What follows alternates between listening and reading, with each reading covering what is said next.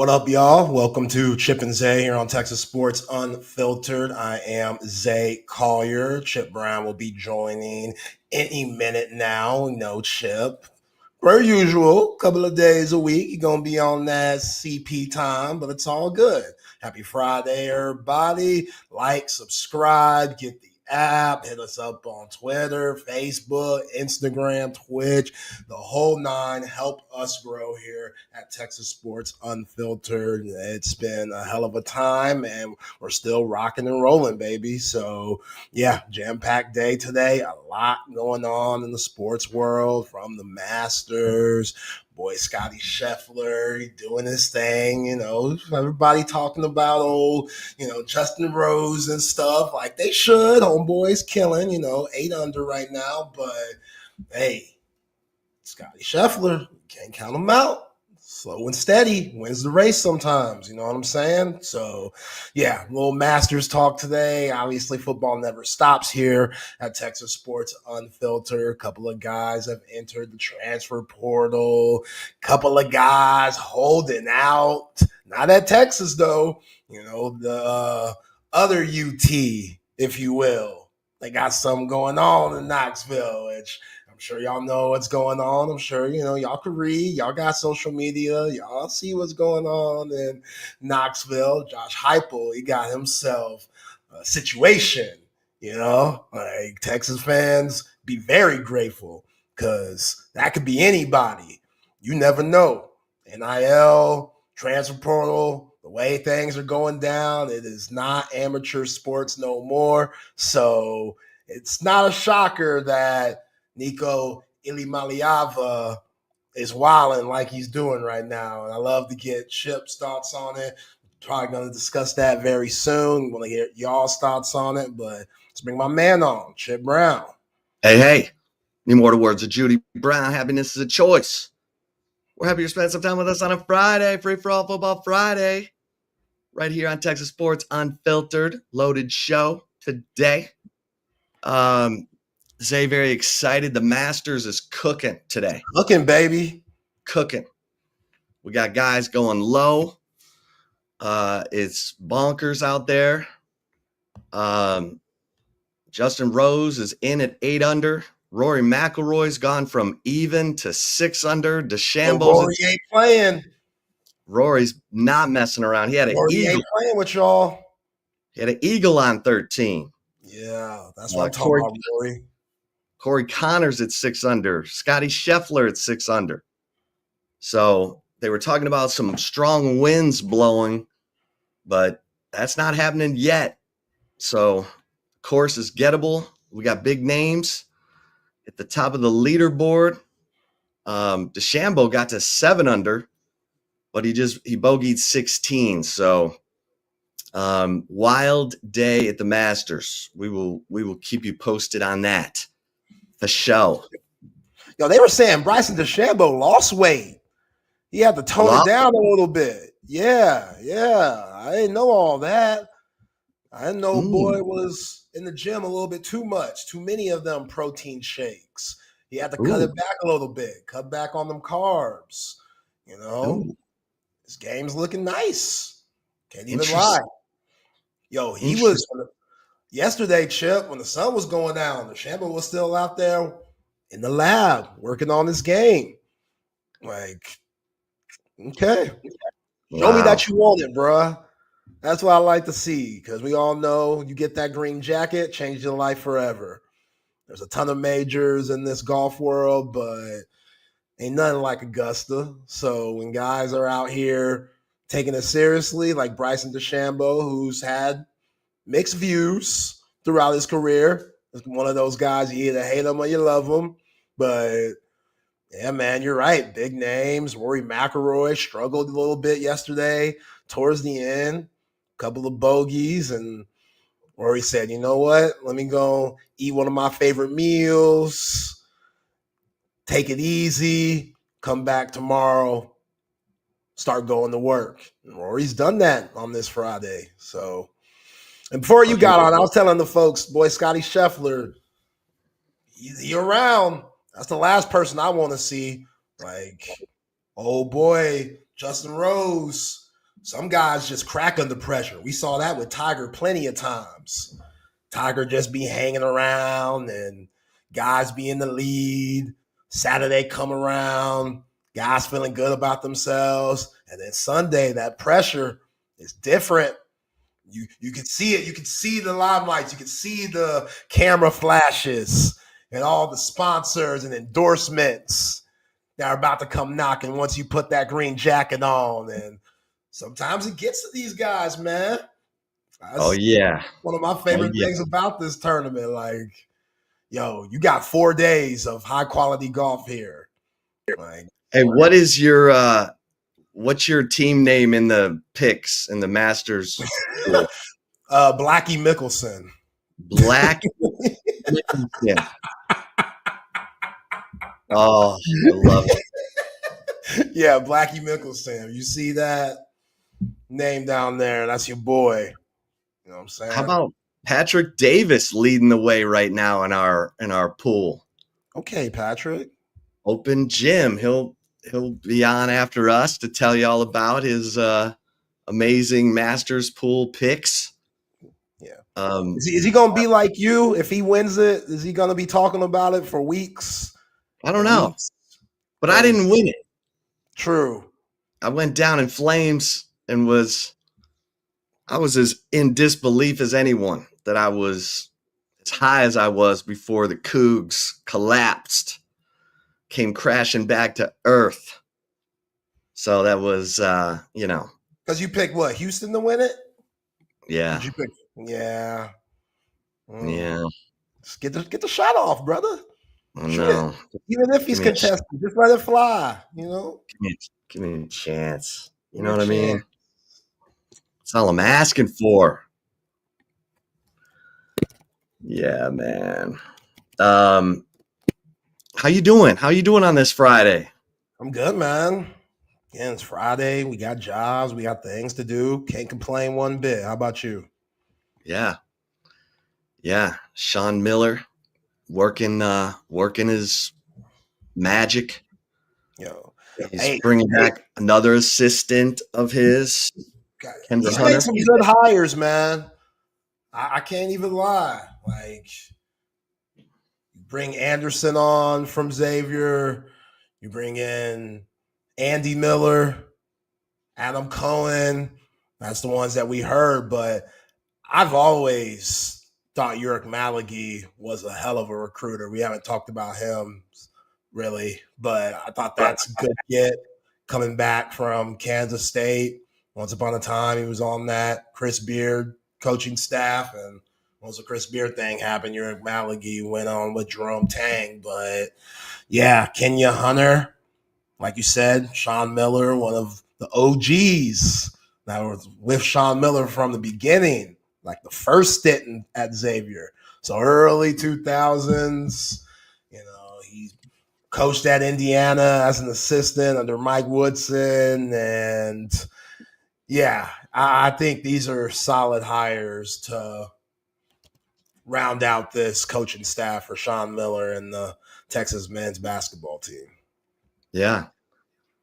And it sounds like you might get your wish on a big African brother, Oh yeah, Traore seems to be visiting Texas, maybe taking a little look-see. 6'10", 245. Come on, Zay. He was the Big West newcomer of the year at Long Beach State.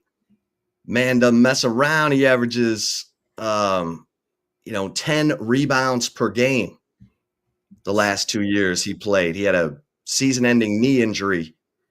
Don't like that. Once he got to Xavier, he tore up his knee in an inter-squad scrimmage last October. But before that, my man was dealing. He was a double-double machine, averaging 10 plus points, 10 boards. He was a more motivated Zay Collier. Hey, nothing wrong with that. I'll take it. And this is where it stands out, Ship.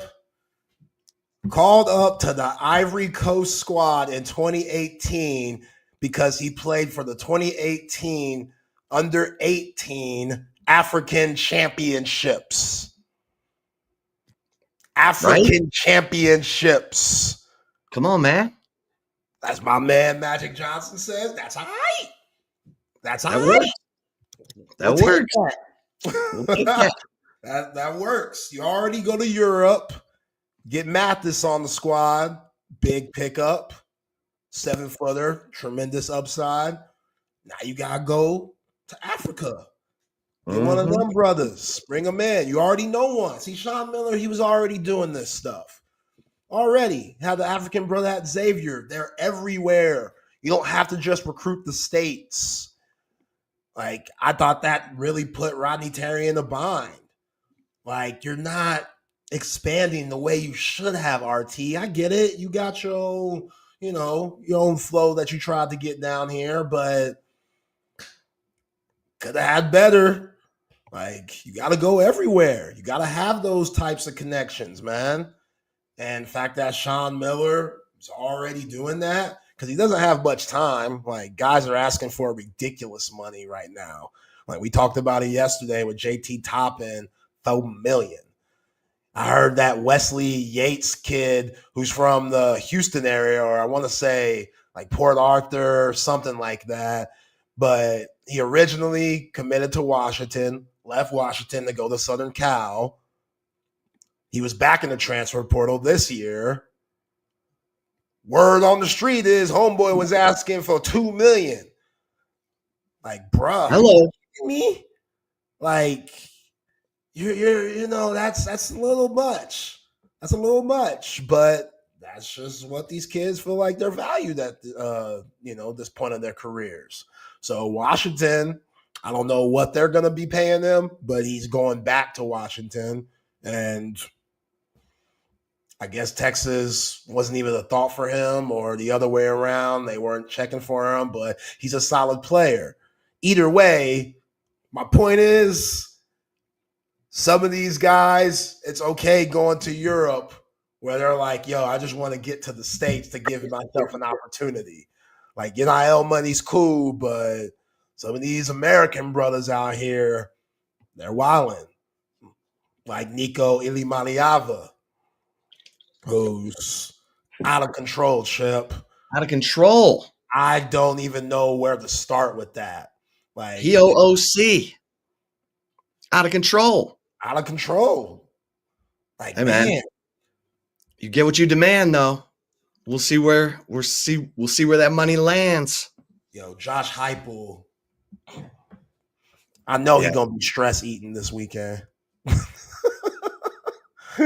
Cause I was telling the folks before you jumped on, like, Texas fans basking it. Arch Manning yesterday, laughing, joking with the media, having to apologize because he dropped the hell bomb on them. Saying, oh, my bad. He's like, hell yeah. Oh, my fault. That dude, Arch, he's just one of the guys, man. But comfortable. What'd he say yesterday, Chip? What has he been saying? I always wanted to be here at Texas. I'm good waiting it out. Like, the NIL money, that's going to come. You know what I'm saying? But if I'm Nico Iamaleava, who was in the same class as Arch Manning, those two are going to be compared for life. That's just what it is. They came in the same recruiting class. They were both 1 and 2 on different media outlets rankings, depending on who you ask. Some had Nico, some had Arch. Okay. So if I'm Nico, Chip, and I'm looking at Red Bull giving Arch all this paper, you know what I'm saying? I'm looking at Waymo giving Arch all this paper. He ain't really play a season yet. I took my team to the college football playoff. You know what I'm saying? Josh Heupel and them. Yeah, 19 touchdowns, 5 interceptions. That ain't nothing crazy, but and that's the cool thing for Texas is they have not had to shell out money out of Texas One Fund for Quinn or Arch because of the NIL deals that have been pouring in for these guys. So, I mean, Texas is like, hey, come here. You're going to get all the pub you need to bank in NIL. And so far, they've been right on the money on that, because Quinn left here with $6 million in NIL endorsement deals, from Dr. Pepper to Hulu to all the Wranglers. I mean, he was doing all kinds of stuff. Yeah, his own beef jerky. Beef jerky, QB1. Yeah. With the and beer, now, didn't he have a beer beverage sponsor did or he? something? Maybe. I don't know. It was something like that. But either way, Yeah, either way, you come to Texas and, basically they're like, yeah, we'll help you out, but you're going to bank by being the guy. So that's a little nugget that not a lot of people know about, because, Texas helps to line up some of these deals for these guys, for these quarterbacks. And sometimes when you're Arch Manning and everybody's just betting on the come that you're going to be a big star, and betting on the what? What'd you just say? it's like a craps roll. You bet on the come, the come out roll. Okay, all right. It's crazy, but all right. No, you hadn't heard that? I've never heard that before. I like that. I've heard that word you just said. I like that. Yeah. Oh, okay. I see where you are. Get your head out of here. Get your head out of the gutter. I see where you are. Don't put that on me. Get your head out of the gutter. I'm trying to have a PG Friday, man. You know what I'm saying? That's all. Don't put that on me. But I hear you. I hear you. In craps, betting on the come refers to placing a come bet, which is essentially a bet on the next roll of the dice. There we go. So you're betting on the next roll of the dice. Should I have said it that way? Yeah, that would have helped. Appreciate it. I get it. I'll take it. I'll take even it. My man CB. Put that on me. Hey, it was just a little shocking, just how it was said. But no, you preaching. That was good though. Your face was priceless on that. You know what I mean? Yeah. So Sean Miller, so far he's got. Let's see here. He's got Dalen Swain committed. He's got Matis Vokatitis and Camden Hyde. So those are all in the front court. If he lands Traore, Lacina Traore, the 6'10", 245-pound center, who was also at Xavier, he'd have a pretty good front court, because he's also hanging on to Nick Cody and Jamie Vincent. I didn't hear about Jamie Vincent. Okay. Yeah, man. I like that. Jamie Vincent should have played a lot more this year. Yeah, he should have. That was a weird move. Yeah, that was weird, because he's not 6'11". As bad as Silas Bolden not playing, but yeah, it ain't good. Can we have the all should have played more team? Silas Bolden, Jamie Vincent, maybe even Nick Cody on that. Yeah, put Nick Cody up there. Mm-hmm. Okay, so how do you like the roster? You got Tremont Mark, Kendall Weaver, Jordan Pope, Nick Cody, Jamie Vincent, Dalen Swain, Matis Vokatitis, and Camden Hyde. I think it's pretty solid right now, all things considered. Like Sean Miller, I don't think he's even been here for a month yet. So, definitely hasn't been here for a month yet. So, the fact that he's getting guys that could play a little bit, I mean, again, there's no Michael Jordans on this team, that's for sure. There's no person that's just going to take you from where Texas was, straight to the Monday night national championship game. But you're working towards that direction. I really love Dalen Swain. I think he has the most upside on the team, like out of everybody. At 6'8", round 215, 220. He needs to be on that Rory Harmon workout plan this summer where we're letting those threes fly. Like, yeah, it's you can improve with your athleticism and your strength and all that, but there should be no excuse that your jump shot doesn't improve. Like, you work on that every single day, doing different types of drills. First off, you got to get your mechanics right. Like, I could go up there and just throw some crap up and, you make a couple and you think you're good. Like, no, man, you got to put the time and work into it to where you could get it off at a fast clip. That follow through's nice and tight. The God hand's solid. You're not doing anything that's going to throw you off your game depending on what defender's trying to check you. So Dalen Swain, I expect him to be huge for this team. I think Kendall Weaver has a lot to prove, knowing that he didn't play much this past year. Like, that guy, he played with his head on fire when he got back. He was a big reason why Texas got in the tournament in the first place. So this team, I'm interested to see how Jordan Poole's role changes. I'm interested to see what Trayvon Mark looks like under Sean Miller's offense. Mathis, Falcontitis, the reason why he only played 7 minutes a game or 17 minutes a game was because of the pace that Florida Atlantic ran. They were pretty up-tempo. So if you're more up-tempo than Xavier last year. Exactly. So if you're Mathis, then you really got to get into an up-tempo type of shape. You know what I'm saying? And who knows? Maybe that was just a rotation from the coach at FAU.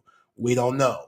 But I bet you it would be harder to take him off the court if he wasn't huffing and puffing a lot.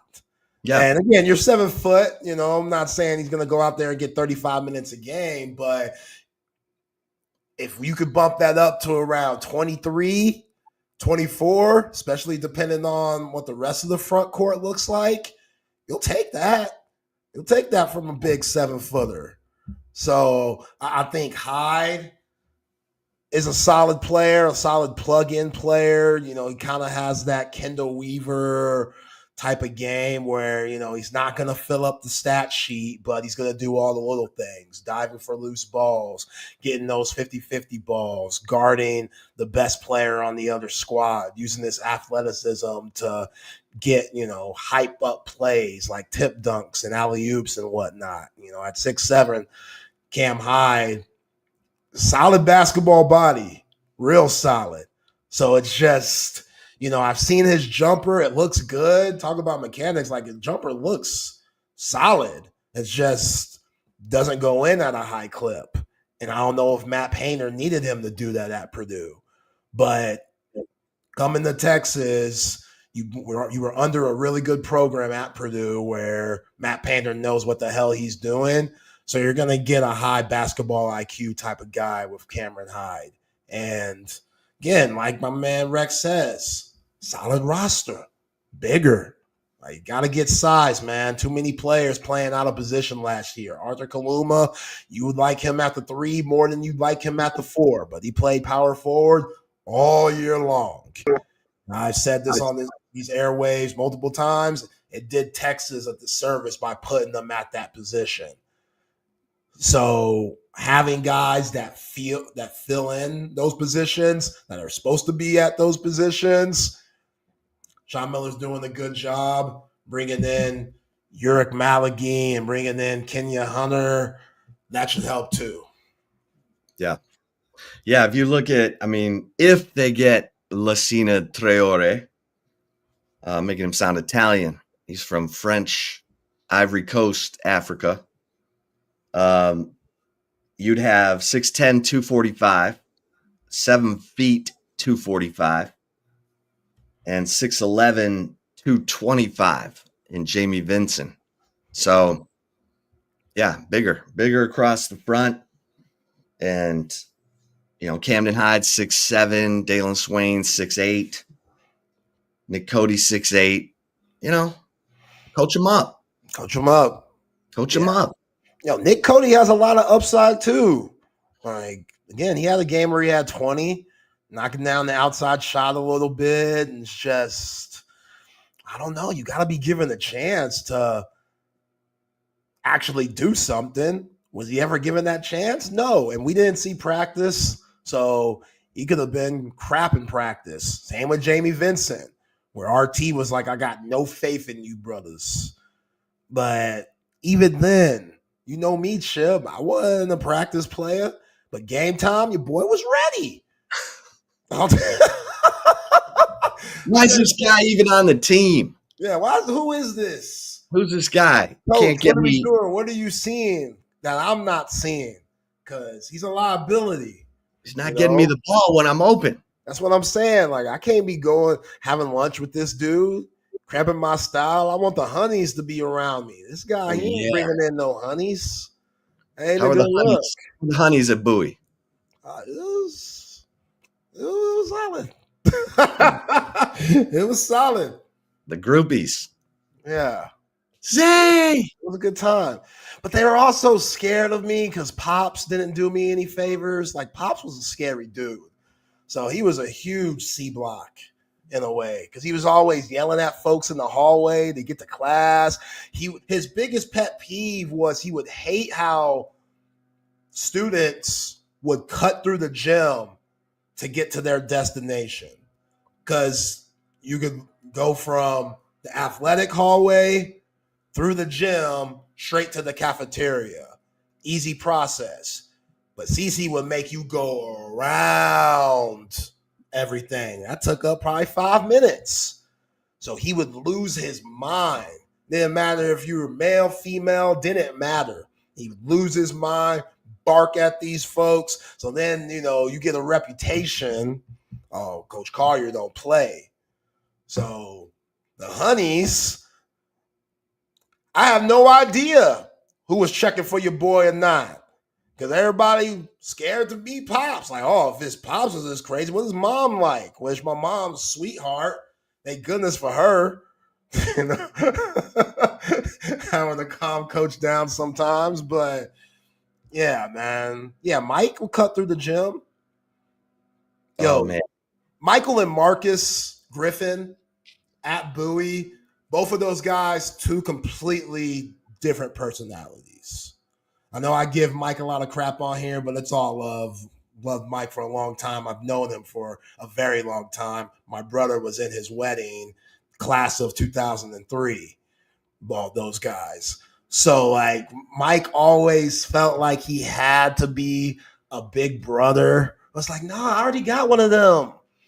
Like, you don't have to do this, dog. You don't have to act a fool all the time when you see me. Be cordial. While Marcus, on the other hand, Marcus was my dude. Marcus always showed love, always asked me, yo, man, how's your game going, man? How's, what you got going on? Mike just wanted to embarrass somebody because I guess he didn't have that. He didn't have that little brother. It was just him and Marcus. And they were on the same level. And those dudes, they used to fight all the time. I've seen them get into fist fights over the stupidest stuff, Chip. They were in a 3-on-3 volleyball game, beach volleyball. Marcus, Michael, my brother, against like their ex-girlfriends, this random bronze and stuff. They already committed to Texas. In the game, Marcus, what are we playing hard for? We're playing against these women. Like, I'm going to let them win a little bit, make them feel good about themselves. I'm coming off as the sweet, nice guy. Michael was out here trying to compete. Like, he was already at UT playing under Dwayne Aquina. Like, bro, I get it. You got that competitive nature. That's why you were such a good player. That's why you had 10 plus years in the NFL. But, bro, we're playing beach volleyball with the honeys. So this dude, Marcus misses a spike or something like that. Michael says, damn, man, what the hell are you doing? That's why Mac ain't give you no scholarship. Again, Marcus was a walk-on. He went Mookie Taft. He had to earn the scholarship from Mac Brown. It was a kind of like a, package deal. Mike got the scholarship. Mike was the big 4-star, big-time player. Marcus, they were like, yo, Marcus, you're good enough to be a preferred walk-on. Marcus had to go earn him the scholarship. But at that time, Marcus didn't have it. Mike said, that's why Mac ain't give you that scholarship. That lit a trigger in Marcus so quick, which Marcus got some fire too. He just keeps it in a different way. Yo, he charged that Mike. They were throwing fists. My brother was in the middle of it. My ignorant ass was like, yo, B, let him go. Talking to my brother, let him go. Let him scrap it out. You wanted pay-per-view right there. Let them scrap it out. They break it up. Of course, they got to go home together. So temper's still flaring and stuff. They go home. Mike says something else. Both of them had Explorer Sports, Ford Explorer Sports, the 2-door ones. Yeah, I don't ask nothing about that. I don't know about NIL or nothing. Their parents did well. Let's just say that. So they both were riding clean. Marcus had a blue one. Michael had a silver one. Marcus threw a rock or a brick at the car, busted the windows. Ding, ding, ding. Round 2. I didn't see this one. They started squabbing again. So they were always fighting, man. Always. And now they couldn't be more cool with each other. Again, that's just what brothers do. I guess when you both have fires like that, and obviously it translated to Texas Longhorns and those really good teams back then. But yeah, I used to see it live and in action. Like those dudes, they're different guys, those Griffin brothers. Man. Yeah. Who knew? That's why we have Perse Hilton on the show. Oh, yeah. Bringing up all the tea. Mm-hmm. All the tea behind the scenes at Bowie. Yeah, man. I was just sponge trying to take it all in, man. Yeah. I went everywhere with my big brother, man. Shout out to Brandon. Like, I was lucky enough. I mean, my pops made him take me. I don't think that, B really offered, but he knew that they're always gonna hoop. They're always competing. My dad was like, yo, you need to see that. You need to see how these guys work.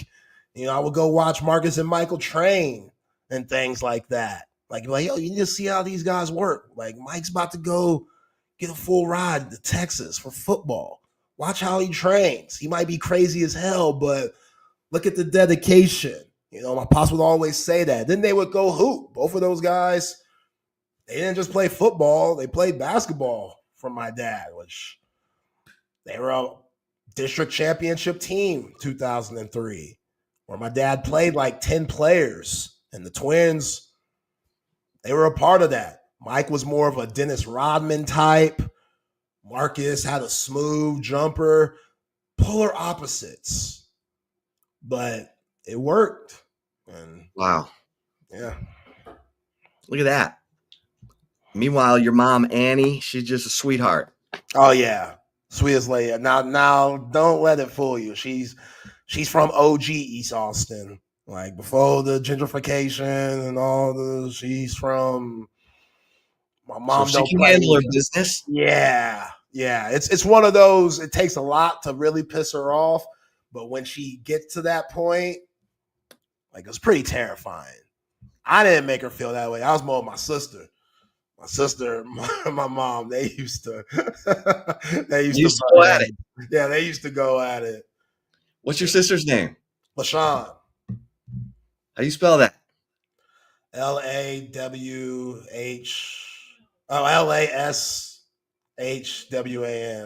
That sounds right. Okay. It doesn't sound right, but That's all right. Lashawn. WN, yes. Okay. LaShawn. LaShawn. She's older than both you and Brandon? Yeah. She don't play either. Okay. At all. Well, you can look. You got a menacing look when you want it. I appreciate that. Appreciate that.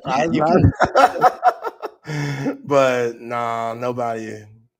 People saw right through it. They saw the teddy bear. They saw the teddy bear, the smile, dimple. The dimple don't help nobody. See, You know what I'm saying? dimple. Love it. I love it. So going back listening to Arch, you know who he mentioned? Of course, he mentioned his roommate, Parker Livingstone. But he also mentioned Dalen McCutcheon. Wow. Yeah, that was like he mentioned Parker and Dalen McCutcheon. So just keep your eye on old Dalen McCutcheon. Because you heard Todd Dodge. Todd Dodge told us very, very high football IQ.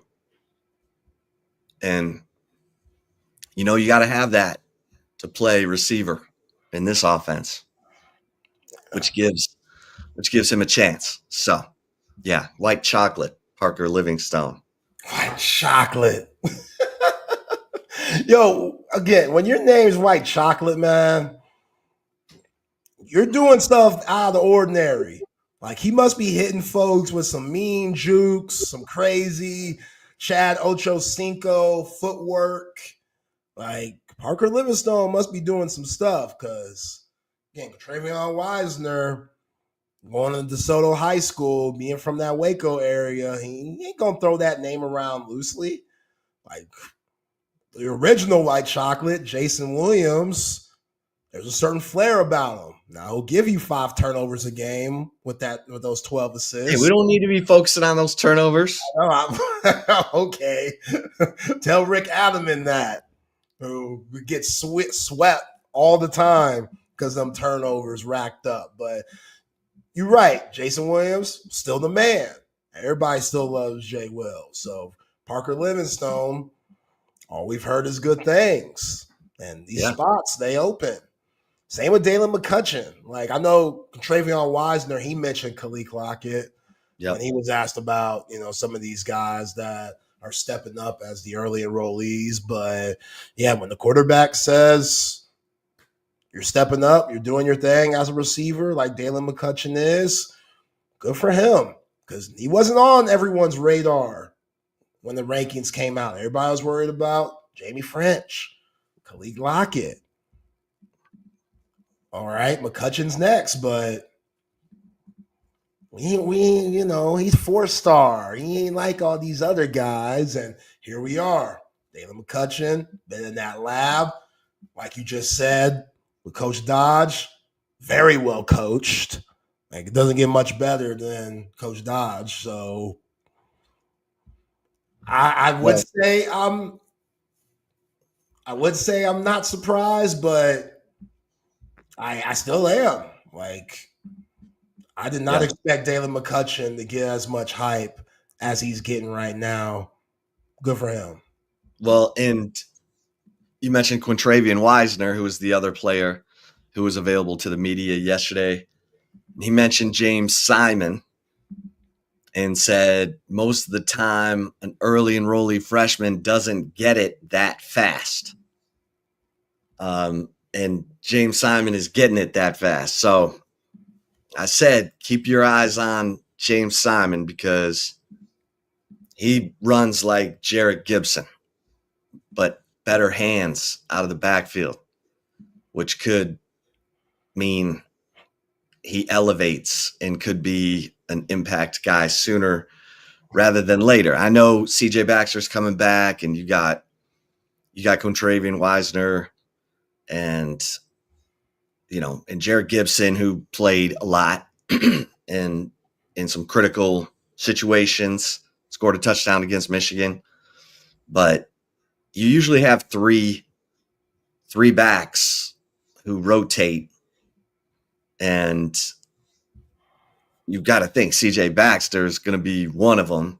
Quintravian Wisner is going to be one of them. It could come down to James Simon and Jarrett Gibson. That'd be crazy.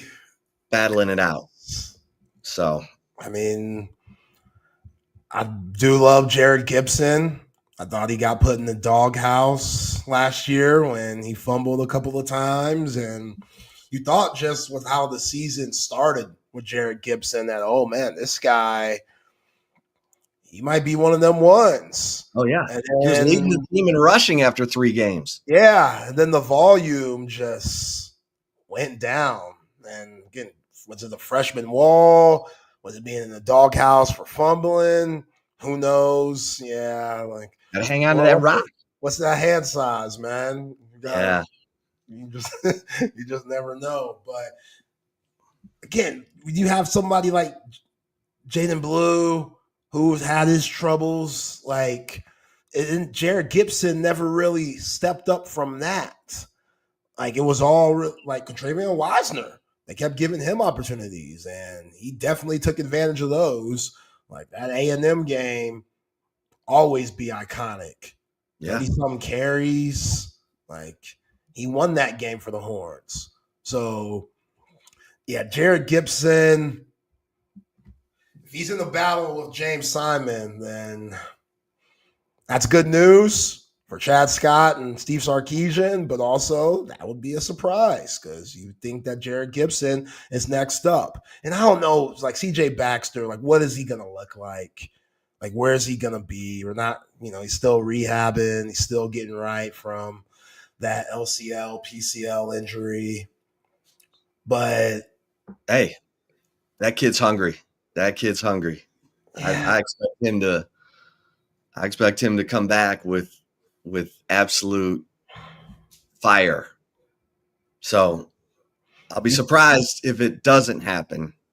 Quintravian Wisner's not going anywhere. He's just too good. He's too solid. He's getting better. Like his vision, he's going to get better. And I think, as long as CJ Baxter feels confident on the knee, I think he's going to be a player for Texas. Yeah. Did anybody ask Quintravian Wisner what he thinks of Chad Scott into that question? Yeah, and he likes him. Okay. He likes him. Yeah, he said it's a good fit for the room, and so yeah, it seems like Chad Scott has been a good fit for the Texas running back room. Of course, he came from West Virginia, and where they've run the ball successfully, ran it successfully under Neil Brown, who's coaching up Arch Manning on leadership. I like that. I love it. I think Chad Scott has the biggest shoes to fill out of all the new coaches. Like Dwayne Akina's a made man. You know what I'm saying? Like this ain't nothing to him. Mark Orfe, you might be able to put him in the mix, but Dwayne Akina could help him out. And it's not like Mark Orfe is a slouch anyway. With what Tashard Choice left, that's what makes Chad Scott have a lot on him. Kind of said the same thing about Kenny Baker last year, with the Bo situation. Like, these guys are very well respected. These guys do a terrific job, and the players love them. So when that guy goes off and you bring in someone different, sometimes for these young kids, for anyone, we're all human. When you're used to something and it flows so smoothly and then it gets replaced by something else, you're always going to compare it to the old days, how it used to be. So anytime Chad Scott says something to Quintravian Wisner or CJ Baxter or Jared Gibson, The rest of these guys, Christian Clark, throw him in there too, which we've been hearing good things for Christian Clark, but they're going to compare it to Tashard Choice. And obviously, Chad Scott's going to have his own way of doing things, but the main thing's still the main thing. How do we elevate you guys to make y'all play y'all's best football so we can win these games and get back to playing for national championships? So I'm glad Contravion Wisner said that, but until them games are played, we're not going to know. Yeah. Steve Sarkisian's done a good job of hiring all these guys.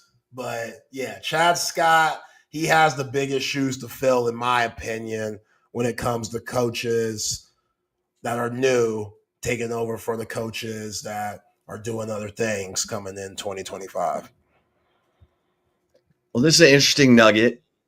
And Roy, thanks for pointing this out. Malaysia Fulwiley entering the transfer portal. Malaysia Fulwiley, 6th woman of the year in the SEC at South Carolina. I guess she didn't like the Florida State transfer rolling up in here. And come on down. She ain't play enough, Don. Don Staley played about 10 players. If you have the hot hand, you're going to get the minutes. Malaysia Fulwiley, that was a bad last game in the national championship. She was getting ripped, pickpocketed. AZ Fudd ripped her a couple of times. She couldn't really get into a groove. What's crazy is Fulwiley's from Columbia, South Carolina. Yeah. That's... Yeah. Now, she averaged... what'd she average? Well, out of high school, she was averaging 25.6 points, 9.1 rebounds, 6.2 assists. I mean, dang. That'll be interesting. But that's it. 6th woman of the year. Why am I not starting? What's going on here? Where's the disconnect? Because who did they start? They started Pow Pow. They started your girl, Bree Hall. Scott, Bree Hall. And then they started Raven Johnson. Mm-hmm. So I think that she's better than Raven Johnson. Raven Johnson does a lot, though. Raven Johnson's a ferocious defender. She gives Rory Harmon hell every time they match up. She's always blocking Rory's shot and sticking with Rory when she likes to get in the paint and stuff. Raven Johnson, she's really good, but I take Fulwiley over her. Pow Pow, hell of a shooter, but I take Fulwiley over her. So, Don Staley, freshman year, cool. Bring me off the bench. Sophomore year, nah. I'm that girl, Don. That's what Malaysia Fulwiley's thinking. Play me if you want to win. I need to play 30 minutes a game. South Carolina, their highest minute total person was 25.2, something like that. That's not enough. That's not a lot. Sometimes it's hard to get in the rhythm when you have that many minutes or lack thereof. So, NIL. She averaged 18.4 minutes as a freshman and 18.9 minutes as a sophomore. That's less than half the game. That's a problem. What's crazy is her numbers are she averaged 11.7 points as a freshman, 11.7 points as a sophomore, 2.9 rebounds, 2.2 assists, 1.6 steals, almost a block per game. Shot 43%, 30% from three, 77.8% from the free throw line. Yeah, dog. If she's averaging 11.7 points per game in just 18 minutes, something tells me she could really elevate with Yeah. just a little more playing time. Yep. She ain't even looking at Texas. I'm just gonna let y'all fans know right now, because that's probably what y'all are thinking. Vic needs to go out and get her. No, like that'd be cool, but no, she sees the way the offenses ran. That's not. She ain't trying to deal with that. Like she wants the ball in her hands, and that's also the thing too. Chip, she's a point guard. She's a scoring point. She always played off the ball for South Carolina. You didn't see her bring the ball up and orchestrate the offense very much. That was Raven Johnson and Pow Pow, those girls. Fluali, she probably thinks, and I'm sure she has that crazy ghetto ass Uncle Rico saying something to her up there, Columbia, South Carolina. Them South Carolina folks, they different. So she's probably seeking out What if she ends up NIL at money. UConn? Ooh, that'd be a problem. You imagine?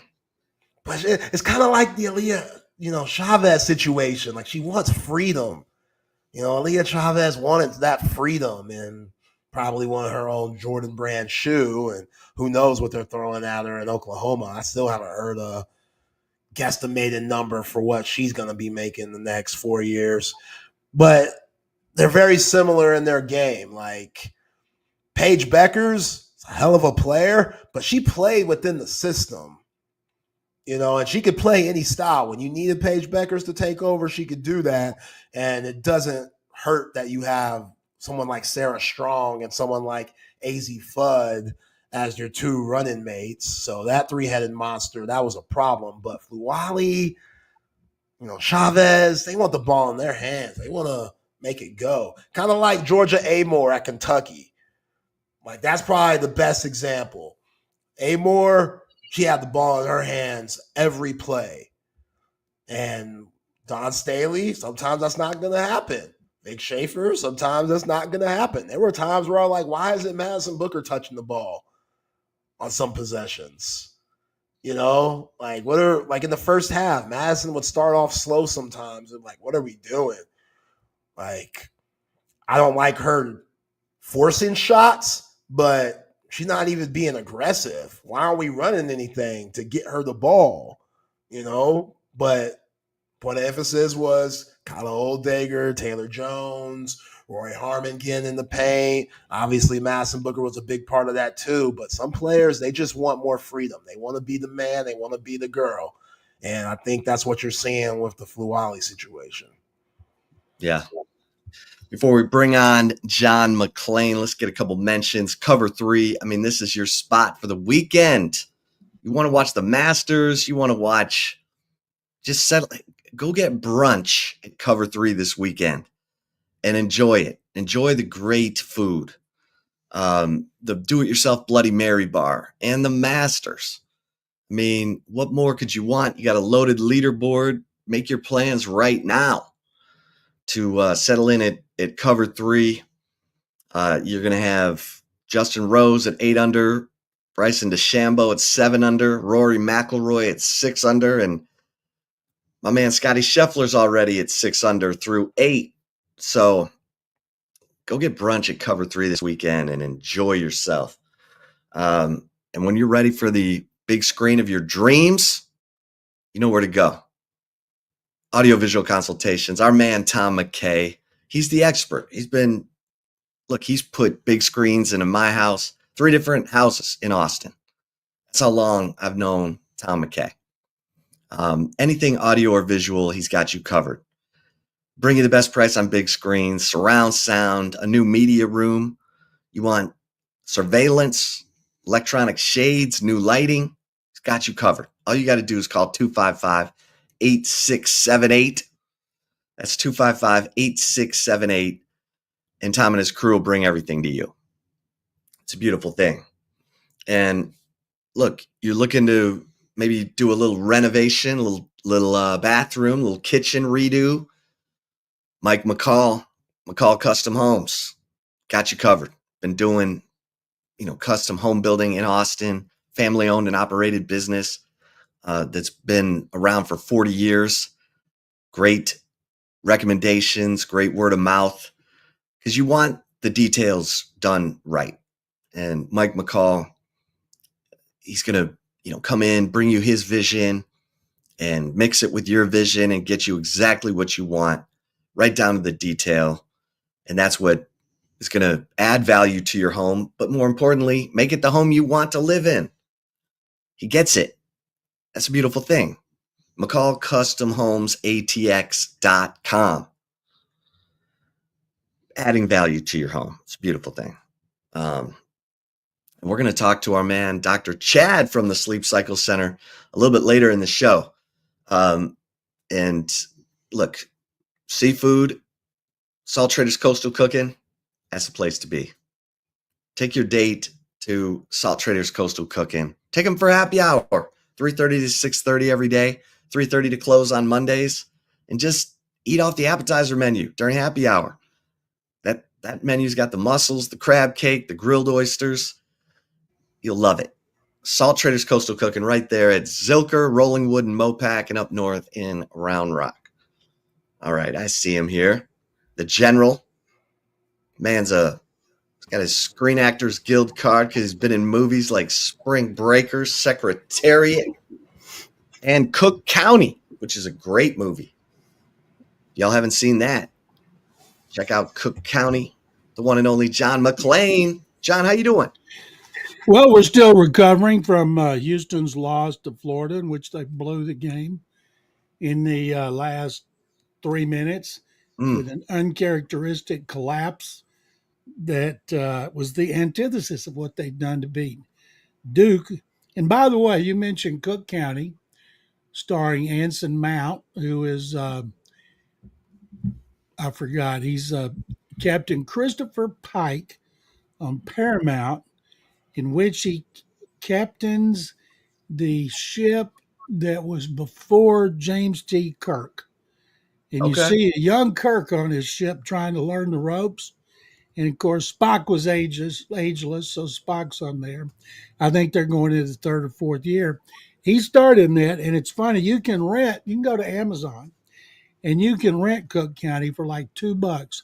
And if you look down in the stars, I think I've told you guys this. It has the actors, and it comes to Uncle JD, which was my role, and it has Johnny McClain. And I didn't mind Johnny; makes me sound younger. But the problem, Johnny's black. And hello, Johnny's picture also is with Layla Ali. Now, I don't know whether to complain about it or leave it. It looks to me like some young person, some intern or something saw Johnny McClain, and just made it together. But he looks pretty good, so I'm just going to leave it. And the fact that Johnny was at some event with Layla Ali, Muhammad's daughter, I'm just going to leave it alone. Oh my gosh. Too good. Well, $2, John, I think you can rent Cook County, Amazon.com. It is a good, well acted, but boy, depressing movie. Yeah, it's good. I mean, it's good filmmaking. That's what we call it. Anson Mount, who also went from that to 5 years on Hell on Wheels on AMC. He did. In fact, I'm good when they start up with the new Star Trek with him. Right when they do it, I'm going to tweet a bunch about Cook County. And if you want to see the commander when he was a raving lunatic, snorting everything in the East Texas piney woods, crystal meth, is a totally different character, which of course is what acting's all about. Yeah, no, that's good. Cook County. John, let me tell y'all right quick, because I've told y'all about this documentary we're working on about Prairie View Interscholastic League, high school football in Texas before integration. Last week, the director and 2 producers and I went to Lubbock and Abilene to interview people. We've been looking for coaches. It's hard enough to find players who are still alive, but we found a 97-year-old coach, Pete Ragas, who's in better shape than I am. And Pete coached Corpus Christi Miller in 1960, and they were the first integrated team to win a state championship in Texas. And the Supreme Court had passed in 1954 outlawing segregation, but Texas was a little slow to move forward. And so Pete had 17 white players, 16 Hispanic players, and 5 black players, led by Johnny Rowland, who went on to Missouri NFL Rookie of the Year with the Bears, coached 35 years. Johnny was the star, and he was great. Talking about they never played another team that had a black player, and two of the stars of his team were Ramsey Muniz, who ran for governor twice in the 70s under La Raza Unida and ended up in prison 30 years for dealing drugs, and then he died recently. He went to Baylor along with another player, Arturo Delgado. I knew those guys when I was a kid. And they played the state championship game and beat Wichita Falls at Baylor Stadium. But he said the toughest game was the semifinal game in which they played a team that had a disruptive defensive lineman. They had to build their entire game plan around. And they were able to contain him just enough to win that game 6-0 to beat Port Arthur Jefferson with Jimmy Johnson wreaking havoc on their offensive line and Janis Joplin cheering like crazy for him. So we're going to try to get Jimmy to let us come over to the Florida Keys and interview him about that game because it's the first integrated team to win a championship in our state. And the quarterback's name was Birdlegs Birdie, a Hispanic kid that weighed 120 who just retired, I think, from a job at NASA that he'd had a long time. So I'm learning so much about the PVIL, the UIL, and we're having so much fun traveling around. I get to do all the interviews.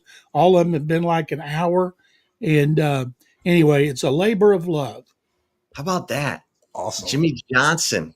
Jimmy Johnson. I mean, he's not that big of a guy, John. He was what's a small animal that is deadly? Like a Wolverine. A Wolverine. Yeah, he was like a Wolverine.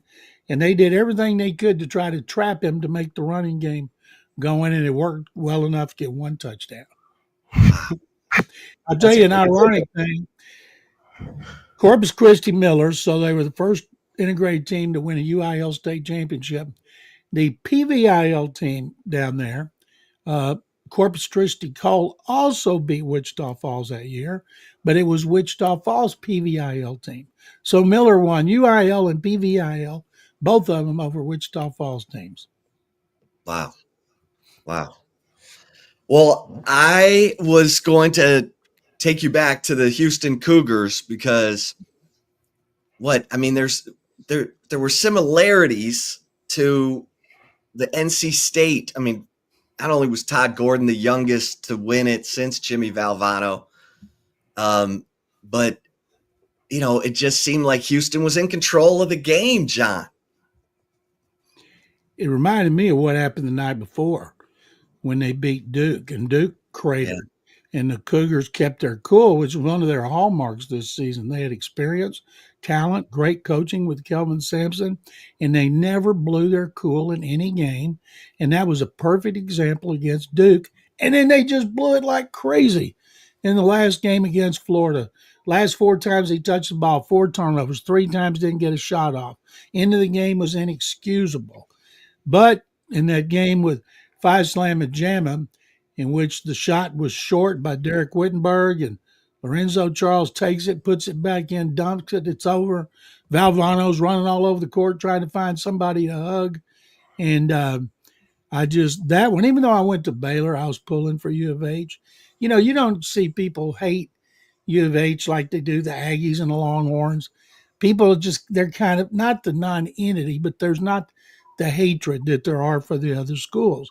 And that's why, and people like Kelvin, a chance to be the oldest coach in history to win a championship. And Florida had won 2 in the 2000s, and so they'd won enough. But more power to him. It was a great season. He's got 4 or 5-star recruits. He's already got a transfer. He's got 3 starters back. So they'll be great again. But you know how hard it is to get to that championship game, as they well know. Yeah, John, the how the NBA is being represented with Houston Cougars. It's starting to become bigger and bigger. You know, you see guys like Quentin Grimes and Maynard's own Jamal Shed and Walker, who went in the first round early. And you just obviously you have Hakeem and you have Clyde Drexler, but in between that span, you didn't see much of guys going from U of H to the association. And what Kelvin Sampson has brought to the program has been absolutely incredible. And who knows if Sharp would have actually taken the shot, what would have happened. But they're not going anywhere, Houston Cougars. Like you said, they got these 4 stars, McDonald's All-American players. Just talk about how long you think Kelvin Sampson's going to be there, because we know his son's probably going to take over, and what he's built since he's been there. Yeah, his son's going to take over when he retires. It has to be approved, of course, but that's in his contract that he'll be at. And Kelvin, some people said, would he have retired if he'd have won? He's a basketball coach. What's he going to do? Play golf? Go on ESPN? I don't think so. He's having too much fun. He's having more fun than ever. After what happened to him at Oklahoma and Indiana, then he's with the Rockets, an assistant when Mack Rhodes hired him, and it didn't get a lot of attention. You know, okay, he's a Rockets assistant. This is his 3rd time head coaching job at a big time school. They hoped the 3rd time was a charm. And at that point, when he was hired, there was very little interest in Cougar basketball. There just wasn't. And he had to do a lot of things to promote the team around the campus. And now in the Fertitta Center, which only has like 7,000 seats, they're sold out every game. It's loud. It's a good home advantage. They lost one game there this year in overtime to Texas Tech. And they just picked a bad time to have their worst spurt of the season. And I felt sorry for them. But you know what? It was their own fault. I don't think it's not like Florida was hitting threes to beat them. They were beating themselves, and Florida played better defense than it played offense. And the Cougars crumbled. Man, that and if they would have won, John, I was okay. I was no, let John know like you let everyone else know. What were you going to do? You losing a bet? My bracket was ranked 1,435 out of 24.4 million. That's pretty good. I had Florida and Houston in the final, and I had Houston winning it. And for 38 minutes, I was looking like a king, and then record scratch. Wow. So, wow. What was it? Florida was behind. Florida was ahead for 64 seconds in the game. Yeah. Yep. I bet you were dying. Dying. Kind of like you were with the Lions, huh? Oh, wow, John. Brutal. Man. Brutal. That was, no, it is. It's true. It's been, well, speaking of Baylor, didn't I see that Jalen Petrie got a new deal? He did. The Texans are signing a lot of their good young players, which is smart. Don't do like the Cowboys and wait till last year. Get them signed early. Petrie, who last year was playing really well as the slot. He's a safety playing slot corner, and until he tore a pectoral muscle. I think that was 12 games into the season. So he got a 3-year deal for $39 million with $29 million guaranteed. I mean, he's a stud player. They got a real Texans have a Super Bowl defense. They do not have a Super Bowl offense. But the defense, they've got depth at linebacker. They have depth up front, plus talent. And what they've done to their secondary. Last year, they didn't have a first-round pick to get Kwame Lassiter, corner in the first. He's on all-rookie team. Kalen Bullock in the 3rd round. He was tremendous as well. And then they signed Gardner Johnson in free agency. He had 6 interceptions for the Super Bowl champion. And then they get him locked up, and they sign a veteran corner Ronald Darby to be kind of to provide depth. But now that's why in the draft they need to work on the offensive line still, and they need at least one more receiver, maybe 2.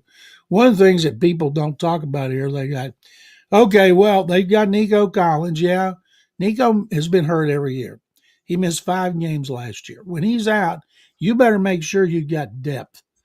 And they got John Mechie, the third back, Xavier Hutchinson, but those guys have not stepped up like we thought they would. Mechie was a second-round pick. Yes, he had leukemia and he overcame it. He's been 2 seasons now. He's been back from battling leukemia, and this is a big season for him. But they still, to me, need at least 2 more receivers. They've got 7 draft choices right now. All we know about Nick Caserio is he will trade. John, I'd love to get your thoughts on the Nico Iamaleava situation at Tennessee. Quarterback didn't show up to practice today, trying to negotiate his NIL deal with the Vols. But this is interesting. But this is where we are in college football at this point. Nico could be a first-round pick in next year's draft. How do you think, or what do you think about the situation going down there in Tennessee? Well, first of all, it's where we are in the new age of college sports, and not showing up is not a good look. Now, I read one thing where they said that's going to hurt him with the pros. No, it's not going to hurt him with the pros. They'll just tell him the truth. My agent was negotiating NIL, and he recommended I not go. Coaches understood, and next thing you know, let's see, it was James Cook, the running back of the Bills. They're not doing an extension for him now, so he put his house on the market. Boy, that scared the hell out of him. So I think if he comes back and plays the way he's supposed to play, the way he played last year, they may talk about it, but that's not going to keep him from being drafted high. And but it's just a sign of the times. Every NFL players wish they were as lucky as college players that they're all on 1-year deals. And maybe you guys can explain this to me, because I've had a lot ask me. Xavier Quinn Ewers, you go to Ohio State, whether it's true or not. Say you get $1 million and then you turn around and go to UT. Do you have to pay any of that back? Are these guys signing contracts saying you get paid as long as you're here, or they just give them everything in a lump sum? I don't understand how the pay scale works behind the scenes with these kids that are bouncing around looking for the highest deal. And I'm all for them getting as much as they can, but you'd like to see a little more loyalty, a little more stability. And I think that Congress is going to get involved in it, and that's going to bring it back to reality. But how does a contract work? Not from deals from Nike and all those things they can get now, but with the money that comes from the school. Yeah. Well, they're going to – so the conferences, the SEC, the Big Ten, with their television revenue, they're going to be able to pay, probably out of the 20, 21, 22, it's most figures are right at 20 million. 13 million will go to football. And then it's going to be a fight for the rest of that money. But if you have a good collective, you'll be able to supplement it. And the collectives So fans, are wealthy alums, like if you wanted to contribute $1 million, say you wanted to contribute $4 million to keep a player like the Tech alum did with Toppin, he's still getting his cut of the money from the school. Can you say, I want that $4 million designated for him? Or would he say, okay, I'll take your 4 and the money the school has earmarked for me, give it to somebody else. I don't need it. Yeah. Well, that's the funny thing, because they're talking about the Deloitte and Touche being the third party that's going to evaluate what is considered a reasonable, fair deal. And that's where it gets in the muddier, because if Cody Campbell at Tech wants to give JT Toppin, $6 million to keep him from going to the NBA, that's not going to be considered a fair deal. That's going to be considered, probably ludicrous. But that's not part of the 20 million, right? Right. It would be outside of Or the that. Tech softball player that got what, 1.5 million to leave Stanford? Yeah, $1 million. And Kennedy. and most all that money's coming from Cody Campbell. I was joking with Zay yesterday. I'm like, what is Cody Campbell's wife saying about all this? All this money going to these players that are going to be there a year or 2 years. And like, how much joy does that bring you? Now, Well, if you do what Toppin did this past season, Yeah. even though they blew the Florida game, it's still a lot of fun. And let's Yeah. be honest, when you're in Lubbock, the only thing that you get fired up for is watching Texas Tech win, and especially in football, then basketball. And I was in Lubbock last week, and I was wondering what all those people were doing lined up outside the buildings with their hand out. Athletes from all over. yeah. Yeah. And they just landed the kid, David Bailey from Stanford, defensive end. I mean, I got another question for y'all. Do guys go to class anymore? Used to be to get a degree, you had to get a certain number of hours with that school. I wonder if that's still in play. Would they be with them bouncing around like a pinball? Do they go to class knowing, well, next year I'm going somewhere else? It doesn't matter if I flunk out. Do you still have to be eligible? It's just so screwed up now. It doesn't seem like anybody has definitive answers. yeah. I mean, basically the NCAA has gone hands off on admissions. If the school thinks the kid can make it academically, then he's in. Well, there's never been a school didn't think an athlete could make it academically. Right. Remember, we used to have Prop 48 and all that. I forgot about that. Yeah. Those days are gone. Oh. They're afraid Does of getting anybody get put on probation? What do you got to do to get put on probation now? right. That's what I want to know.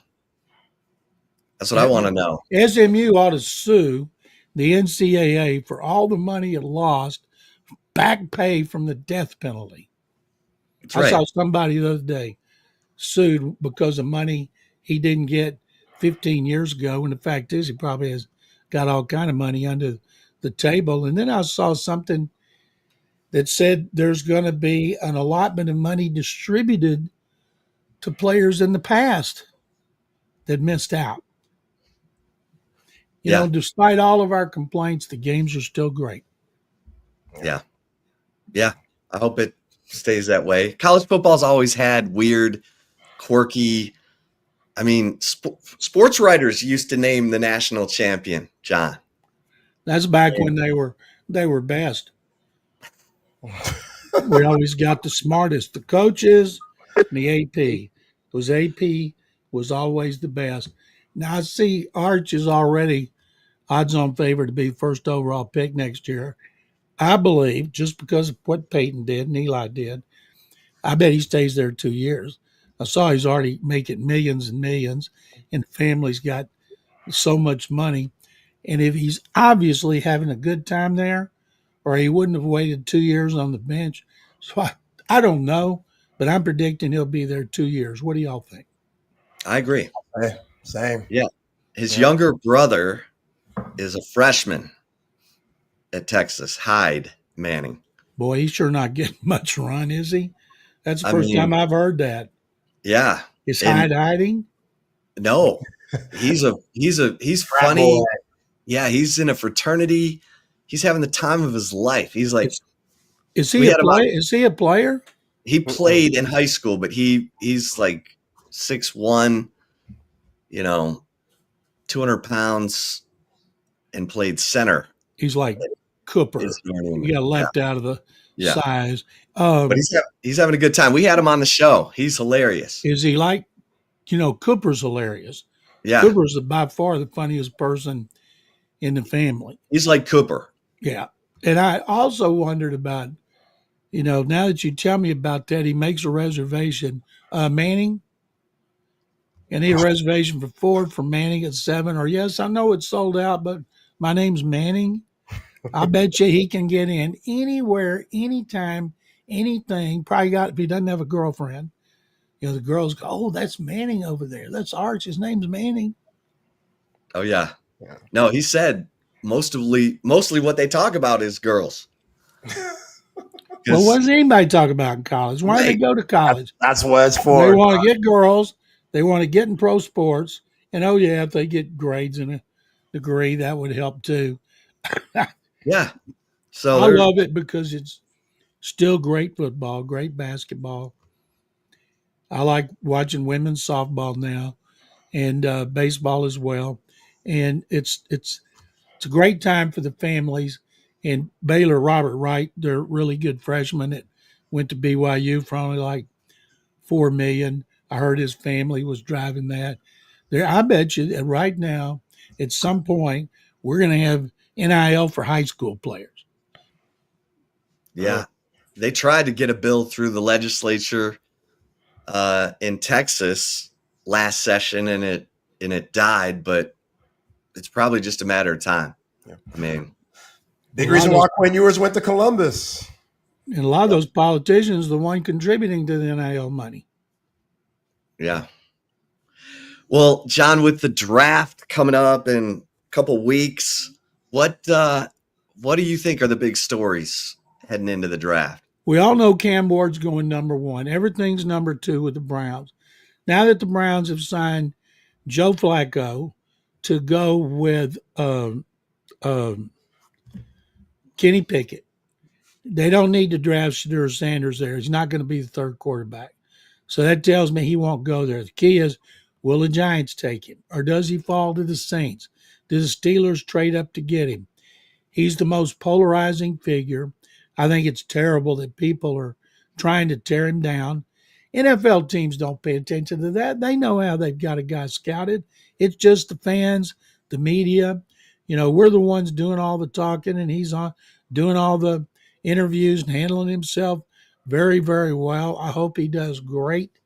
Problem is, if he goes to the Giants, his daddy said the only time he would consider going to the NFL is if he could coach his sons. Well, if you're Brian Daboll and Joe Shane, head coach and GM of the Giants, and your job's in jeopardy, are you going to take Shedeur Sanders and have to look over your shoulder and deal with the speculation all season?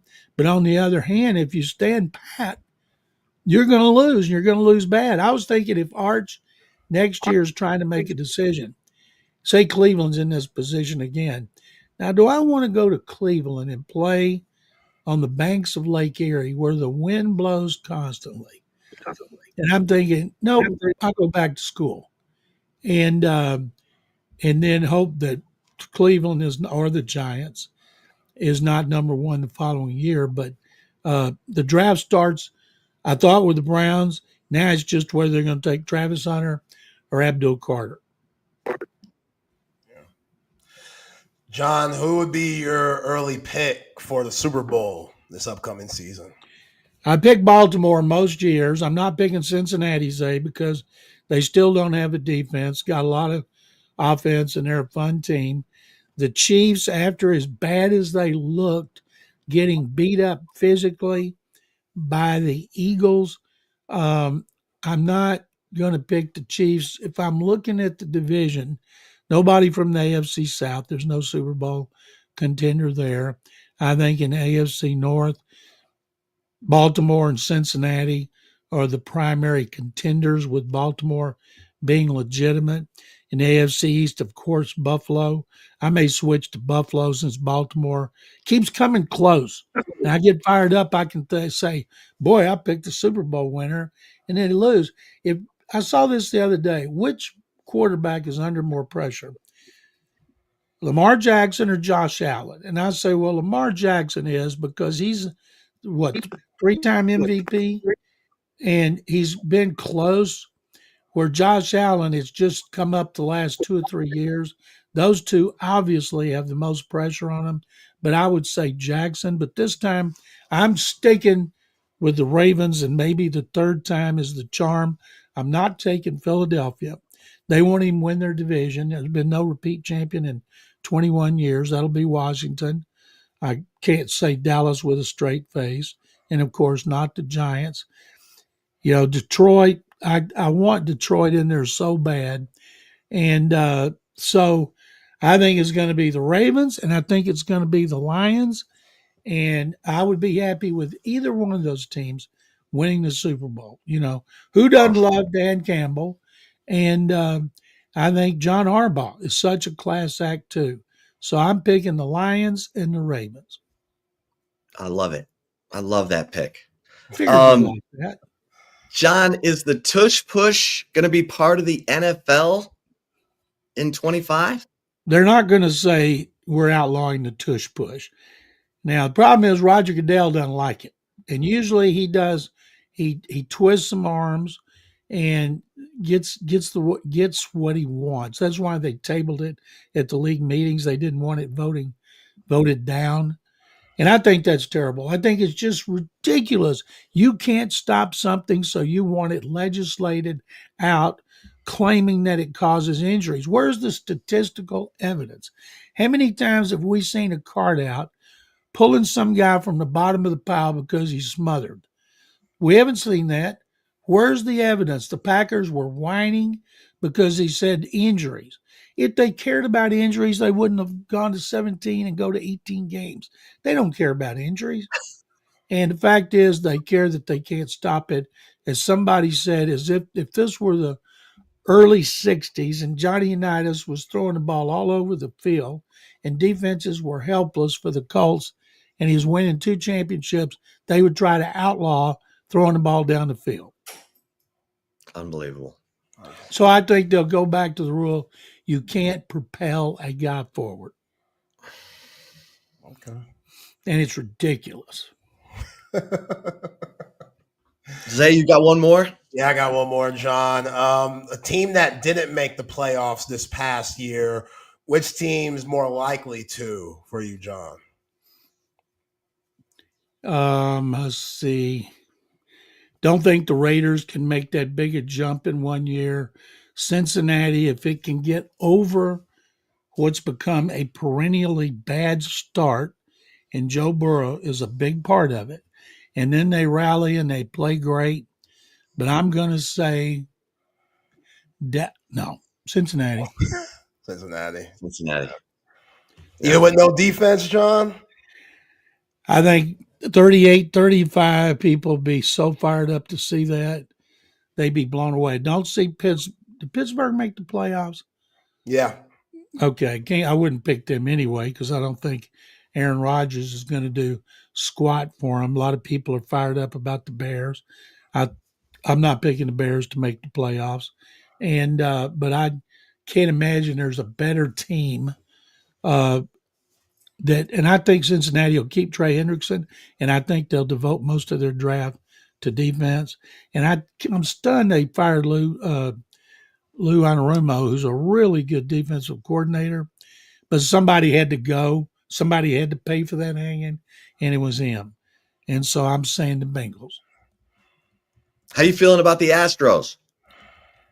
Right now, if you'd asked me this 2 days ago, when they won 2-1 in 12 innings in Seattle, and their bullpen was great, and they couldn't hit Galveston, they couldn't hit the Gulf, they couldn't hit the water on Galveston Beach because they just can't hit. They're one of the worst hitting teams I've ever seen. Christian Walker, their $20 million a year first baseman, has one more RBI than the three of us combined. And Altuve's the only one who hits. And their new second baseman, Brendan Rodgers. Yainer Diaz last year, in his first year as the catcher full-time, is Martin Maldonado is hitting 100 points higher than him, and Martin is about to turn 39 in San Diego. Diaz hit 299, and right now I think he's like 063. He just forgot how to hit. He's been terrible. And people go, oh, it's baseball. They'll bounce back. They were 12-24 last year, but last year they had last week's players of the week in right field and third base. And so the Rangers are obviously the best team, and it'll be between Seattle and Houston the second. Angels are off for a good start. They come here this weekend. Haven't been off to this kind of start in years, but I think most people believe they better enjoy it while they can because they're going to fade like the cool weather we're having. So the 2 nights ago, 5-0 lead, 8th inning, every reliever stunk it up, and Brian Abreu. They couldn't use Josh Hader. He's been great. They used him the night before, so they bring in Abreu, usually very reliable. He sucked. He was awful. He goes with a breaking ball on 3-2 with the bases loaded, and it was so high you couldn't even have begun to swing at it, and they lost. And they had a 2-run lead in the ninth, and he was just awful. That one bothered me as much as any I can remember, because it just showed their inconsistency. Finally score a lot of runs, and then you suck on the mound. Oh, You know, Brown had a great start, 2 hits, no runs, 6 innings. He should have sued him, filed a lawsuit, non-support, because they were terrible. Hunter Brown deserves so much better. John, we love the conversation. We look forward to it every Friday because we know you do not lack for opinions. Let's do it again next week. I look forward to it. Thank you guys very much. Hope you have a great weekend. You too. John. Appreciate it. Great John McClain. He's in the Texas Sports Hall of Fame. So next time you're cruising up I-35 and you're swinging through Waco, stop off at the Texas Sports Hall of Fame. You will see our man, John McClain, in there for all of his incredible coverage, 40 years of great sports writing, the Houston Chronicle, and he's the voice of reason in H-Town. You know what I'm saying? Yeah, that's good stuff. That's good stuff. Are you paying attention to well, let's bring in our special guest here. We go to the green room to bring in Dr. Chadwick Denman of the Sleep Cycle Center. Chad, how you doing? Good. Thanks so much. Are you all able to hear me okay? Oh yeah. We got some All right. here, Doc. All right. Yeah. Well, thanks Now- again for having me on. I really do appreciate it. Yeah. Now, are you a sports fan? Yes, but the sports that I typically am more involved in are where I grew up in Florida. So that usually kind of doesn't jive necessarily with Texas, but I do like Texas sports too. Spill them out. Spill them out, Doc. You gotta let us know which sports in Florida. Yeah, which Florida Yeah. teams? Were you I celebrating actually- Monday night with the Gators? No, that's my brother's school. Okay. We're identical twins, and he went to University of Florida. I went to Florida State, and we did that for an important reason. We got to go to all the football games that way. So Florida and Florida State have been arch rivals since the schools started, and those games were never to be missed. Of course, that was during Bobby Bowden's dynasty when I was going to school there. So it was. We had 2 national championships when I went to school for those 4 years, and it was a good time in sports. But obviously Florida State's no longer the powerhouse they used to be, but still a fun team to watch and really enjoy all the UT sports too as well. Oh yeah. Well, that's good stuff. You were there in the prime time. 2 national championships. I mean, the campus just comes alive with that kind of success, right? Very much so, and even playing for Florida State baseball, that was a good pastime. I always tell everyone, it was one of those walk-ons and third string. Got to see the best possible baseball. Got the national ring, but never got to step on the field and play. But had a wonderful time doing it. Yeah. Well, and now you've founded the Sleep Cycle Center, which I think is so amazing. And I tell all the listeners, hey guys, if you're snoring, it's not just annoying to the person next to you. It could be a sign that there's some serious medical issues going on. And I'll let you take it from there. Yes, you bring up a great point. And for all the listeners out there, we all think that snoring can be an aggravation, and we kind of leave it at that. And it can be take a toll on the relationship because you end up being in separate bedrooms. Um, but ultimately, there's a new term called secondhand sleep apnea. It's something that probably none of your listeners ever thought of. Because you're waking that other person up, your bed partner that you're with, you're pulling them out of those deeper levels of reparative sleep. And ultimately, that person that you're with is going to have similar issues and be tired the next day. Sleep apnea is one of the diseases that's not talked about very much. Um, Actually, this year, for above the age of 40, we'll probably pass blood pressure. So at 31% of the population, and that is due in part to the obesity epidemic in the U.S. But it's also one of those things that's just not talked about. We're only identifying about 10% of the people that have sleep apnea in America because it's kind of laughed at, to be honest with you, with like, yeah, this person snores. But for all the listeners out there, I do like to mention that I got in this field for a reason. My father passed away at the age of 60 from undiagnosed, untreated sleep apnea, and the youngest person in his family to pass away by more than 20 years.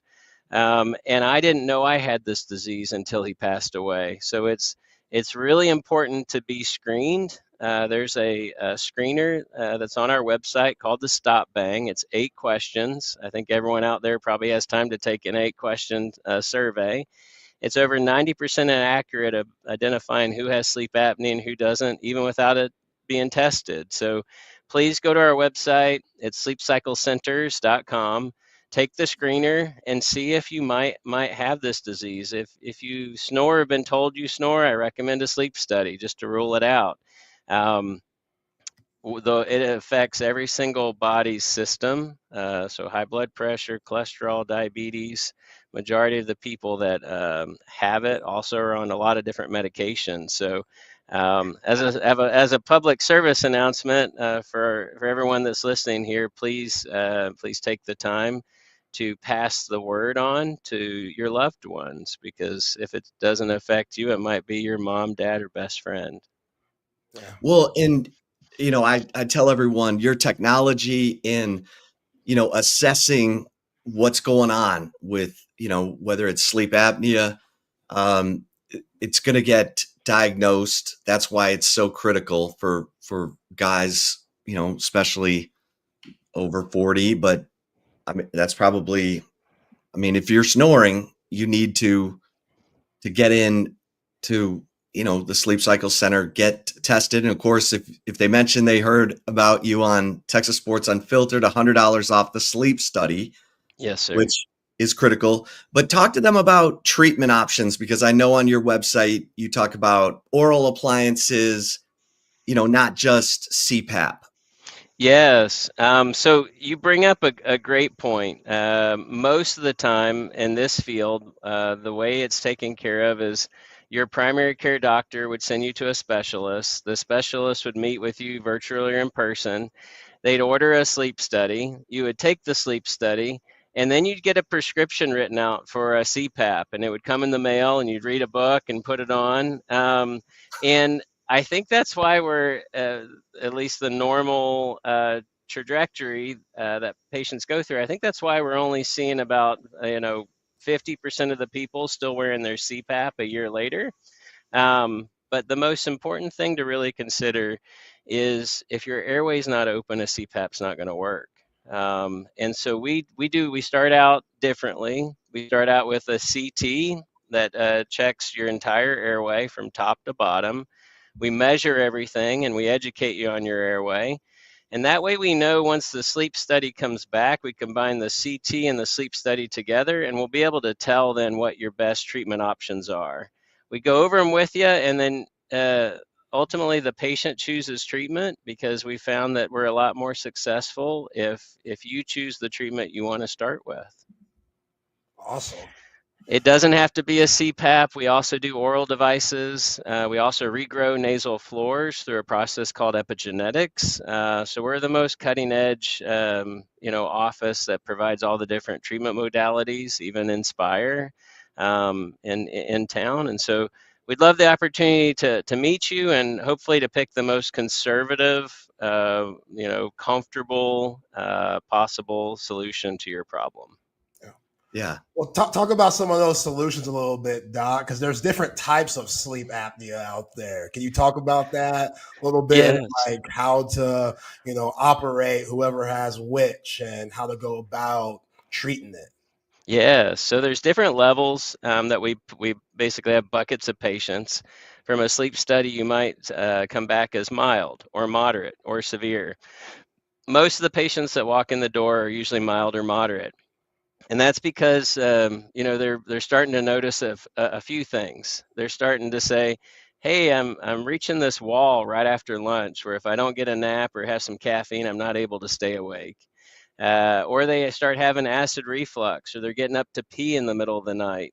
All of these things I'm covering are in response to accumulation of cortisol at night. So picture your brain stem monitors you just like you would be monitored in a hospital setting if you were there. It notices when your oxygen drops below 95% saturation, and that signal goes out to your adrenal glands to release cortisol. Cortisol is our stress hormone that speeds up your pulse rate to circulate more of that oxygenated blood to get that oxygen back up. And that typically happens even to normal people a few times a night because you're turning over in bed. And when you turn over, all that oxygenated blood goes to your muscles to make the turn, and then it comes right back. So the difference between normal and sleep apnea is you need at least 5 events per hour to have this diagnosis. So not 5 times per night, 5 times per hour or more. That's mild. Moderate starts at 15, severe starts at 30. Mild and moderate, usually we start off the patients with an oral device that pulls your jaw forward and holds it in place. It's very comfortable to wear, but it keeps your jaw from sliding back in the middle of the night and blocking off that airway. When you sleep, all of your skeletal muscle relaxes, and so your jaw slides back in any body position and causes your airway to block off. So oral device, normally mainly for mild or moderate. We do have some severe patients we'll treat that way too if they're not too severe. If it is severe, like you talked about, Zay, with when it comes to different types of sleep apnea, there's another type called central sleep apnea, and that's when you don't get to this disease quick enough. You've had it for longer than 10 years. Obstructive sleep apnea goes to central sleep apnea, and that's when your brain has to tell you to breathe. So not your brain stem, but your brain. And if that happens more than 15 events per hour, the only treatment option for you is really a BiPAP, which is a specific type of CPAP that takes the pressure off when you go to exhale. So for all you listeners out there, if you want options with treatment, it's really imperative that if you do grind and clench your teeth, which is a sign of potentially of sleep apnea, or you snore, or you get up to pee in the middle of the night, or you have acid reflux, if you take that screener we talked about earlier, it's important to get in the sooner the better, so you have a lot of treatment options. Yeah, go to sleepcyclecenters.com. You have locations at the Arboretum and in Lakeway. Yes, sir. And guys, this is important. You go get a physical, you get your prostate checked, sleep apnea, you need to know if you're mild, if you're moderate or possibly severe.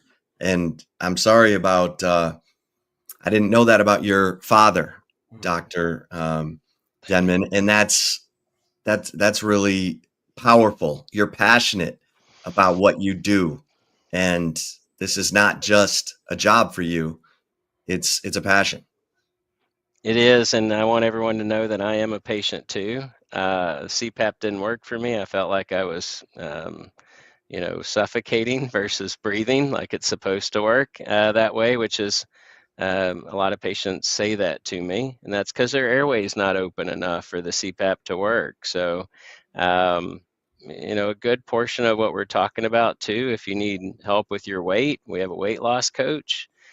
She helped me go from 230 down to my fit 180 now. All right.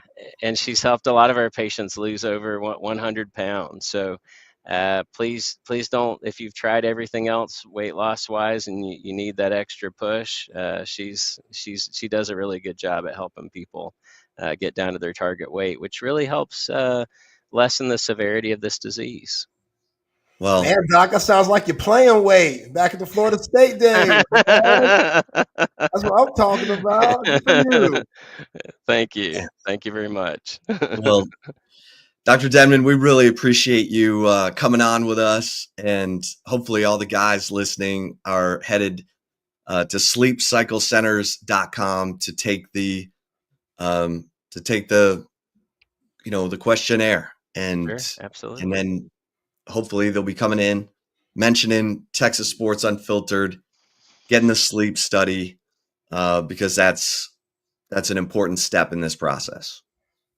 Well, Thank you so guys much. both.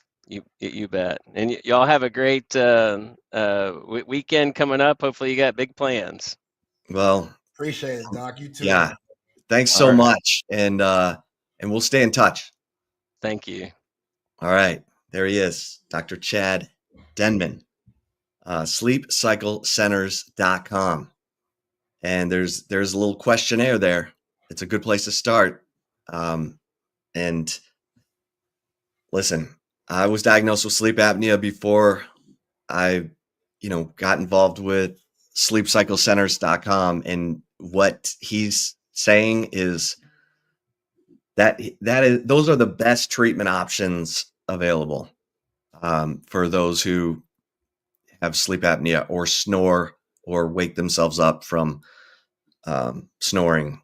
It's an important step. And I didn't realize his father passed away at age 60 from sleep apnea. So there's no one better to work with on this than someone who's passionate about it and is totally motivated. So appreciate Dr.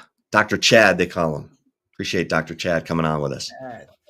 All right, Zay, let's get to, I'll do a quickie chip shot.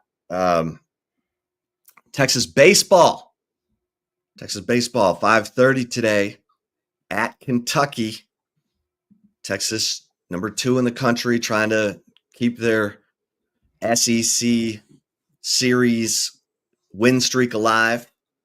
And this is game 1 is 5:30. It's on SEC Network Plus, which if you're a Texas baseball fan, you're probably getting real used to now. SEC Network Plus. But let's see what Jared Spencer and the boys have today, because the pitching has been phenomenal. I mean, even without Max Ballou in the lineup and Adrian Rodriguez, who's still dealing with injury, this Texas team has found ways to win. We talked about the 12-2 win over Houston Christian on Tuesday night. Houston Christian is the first place team in the Southland Conference. That was no cakewalk, but Texas made it look like a cakewalk because they're just finding ways to win, and they're a lot of fun to watch.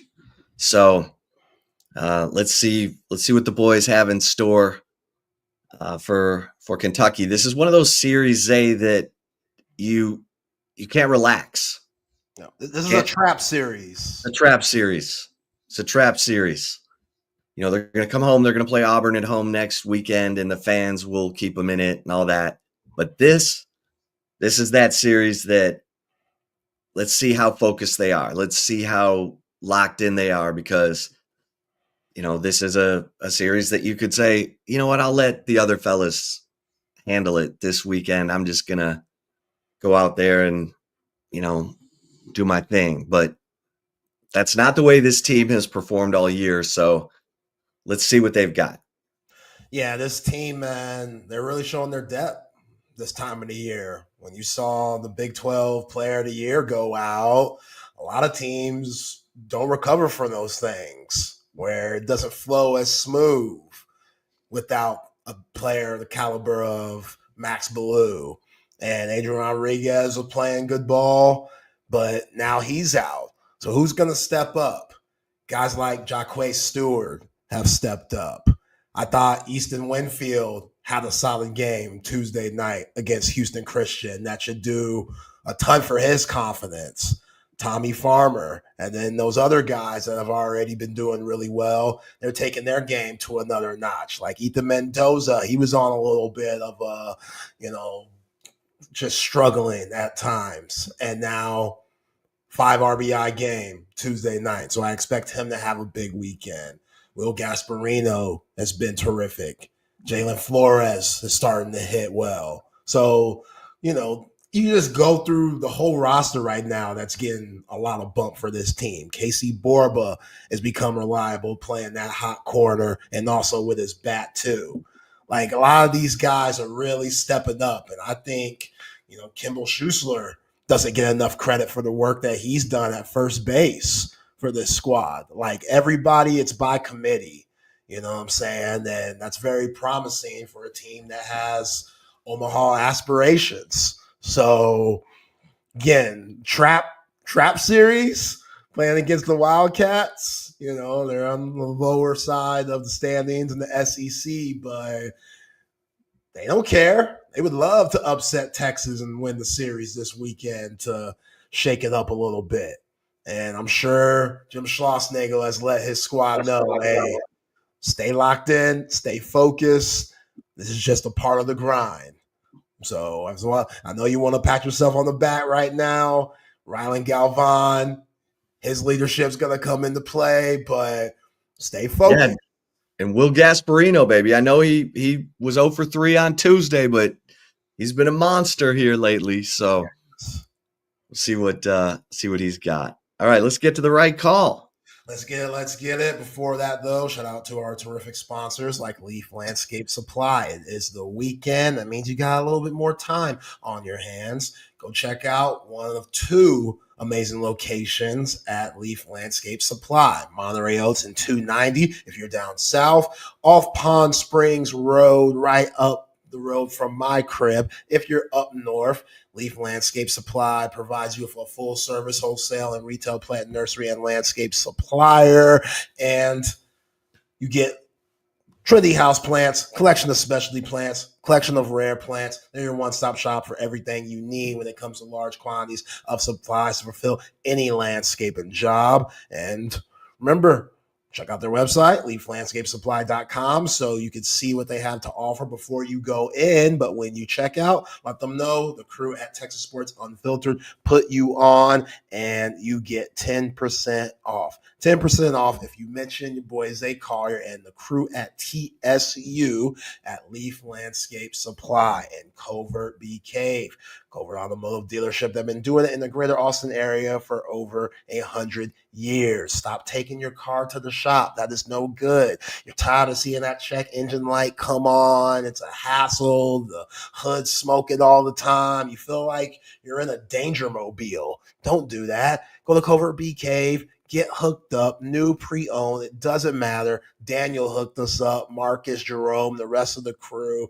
It's just terrific. Everybody's so nice. They don't put no pressure on you, no sleazy car salesman stuff. Like none of that. We took our time. And I told y'all before, I'll tell y'all again. My wife, she could be a lot. I love her to death. That's why I put a ring on it. But she could be a lot. She going to have her questions. She going to come prepared. She's going to throw it at you like haymakers. And they answered every question for us.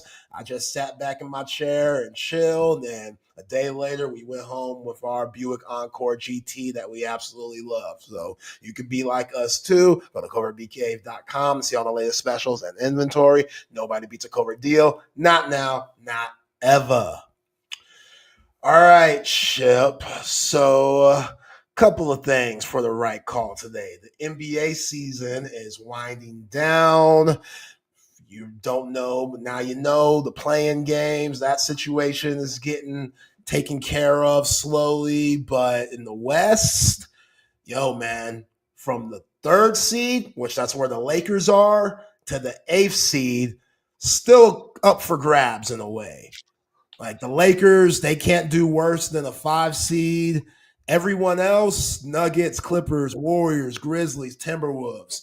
You could be a 4 seed, you could be an 8 seed playing for your playoff lives in the play-in game if you have a couple of bad games these next few days. So the Lakers, they were done a favor from the Houston Rockets, who aren't playing anyone tonight. M.A. Udoka with his cheating self. Like, M.A., I'm sorry, bro. You're a good coach, brilliant basketball mind. If you cheat on Nia Long, I can't trust you, dude. I can't do it. I'm sorry. Nia Long, 90s royalty. Like, she's in that, just the Megan Goods and the Halle Berrys. Like, Nia Long, first-round pick, averaging 25 and 12 herself for the last 30 years. You don't mess that up. So the Rockets might have some bad karma coming for them. I don't know. We'll see. Either way, they're not playing Van Vliet tonight. They're not playing Şengün tonight. They're not playing Thompson twin. They ain't playing him. So the Lakers, this should be a smooth dub, and they're going to work their way to a 3 seed. In the East, it's basically over. Like, you already got your matchups, 1 through 6 seed Cavaliers. They're probably going to wait for they are going to wait for the play-in games to see who they get, which that's going to be involved with the Magic, the Hawks, the Bulls, and the Heat. Orlando's going to play the Hawks.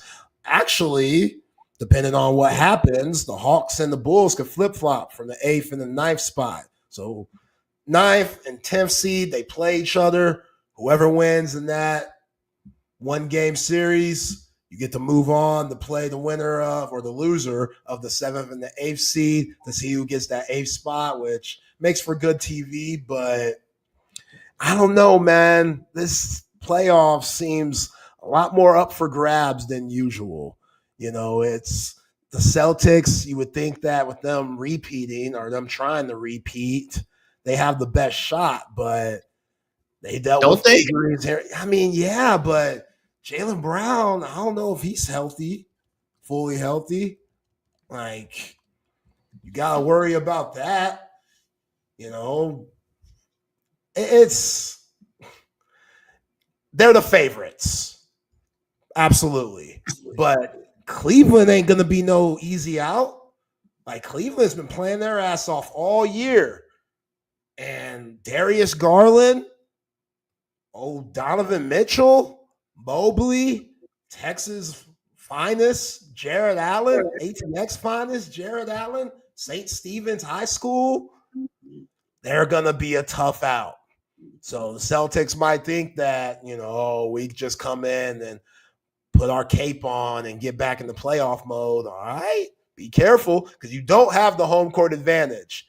If the Celtics and the Cavs meet in the Eastern Conference Finals, Game 7, played in the land.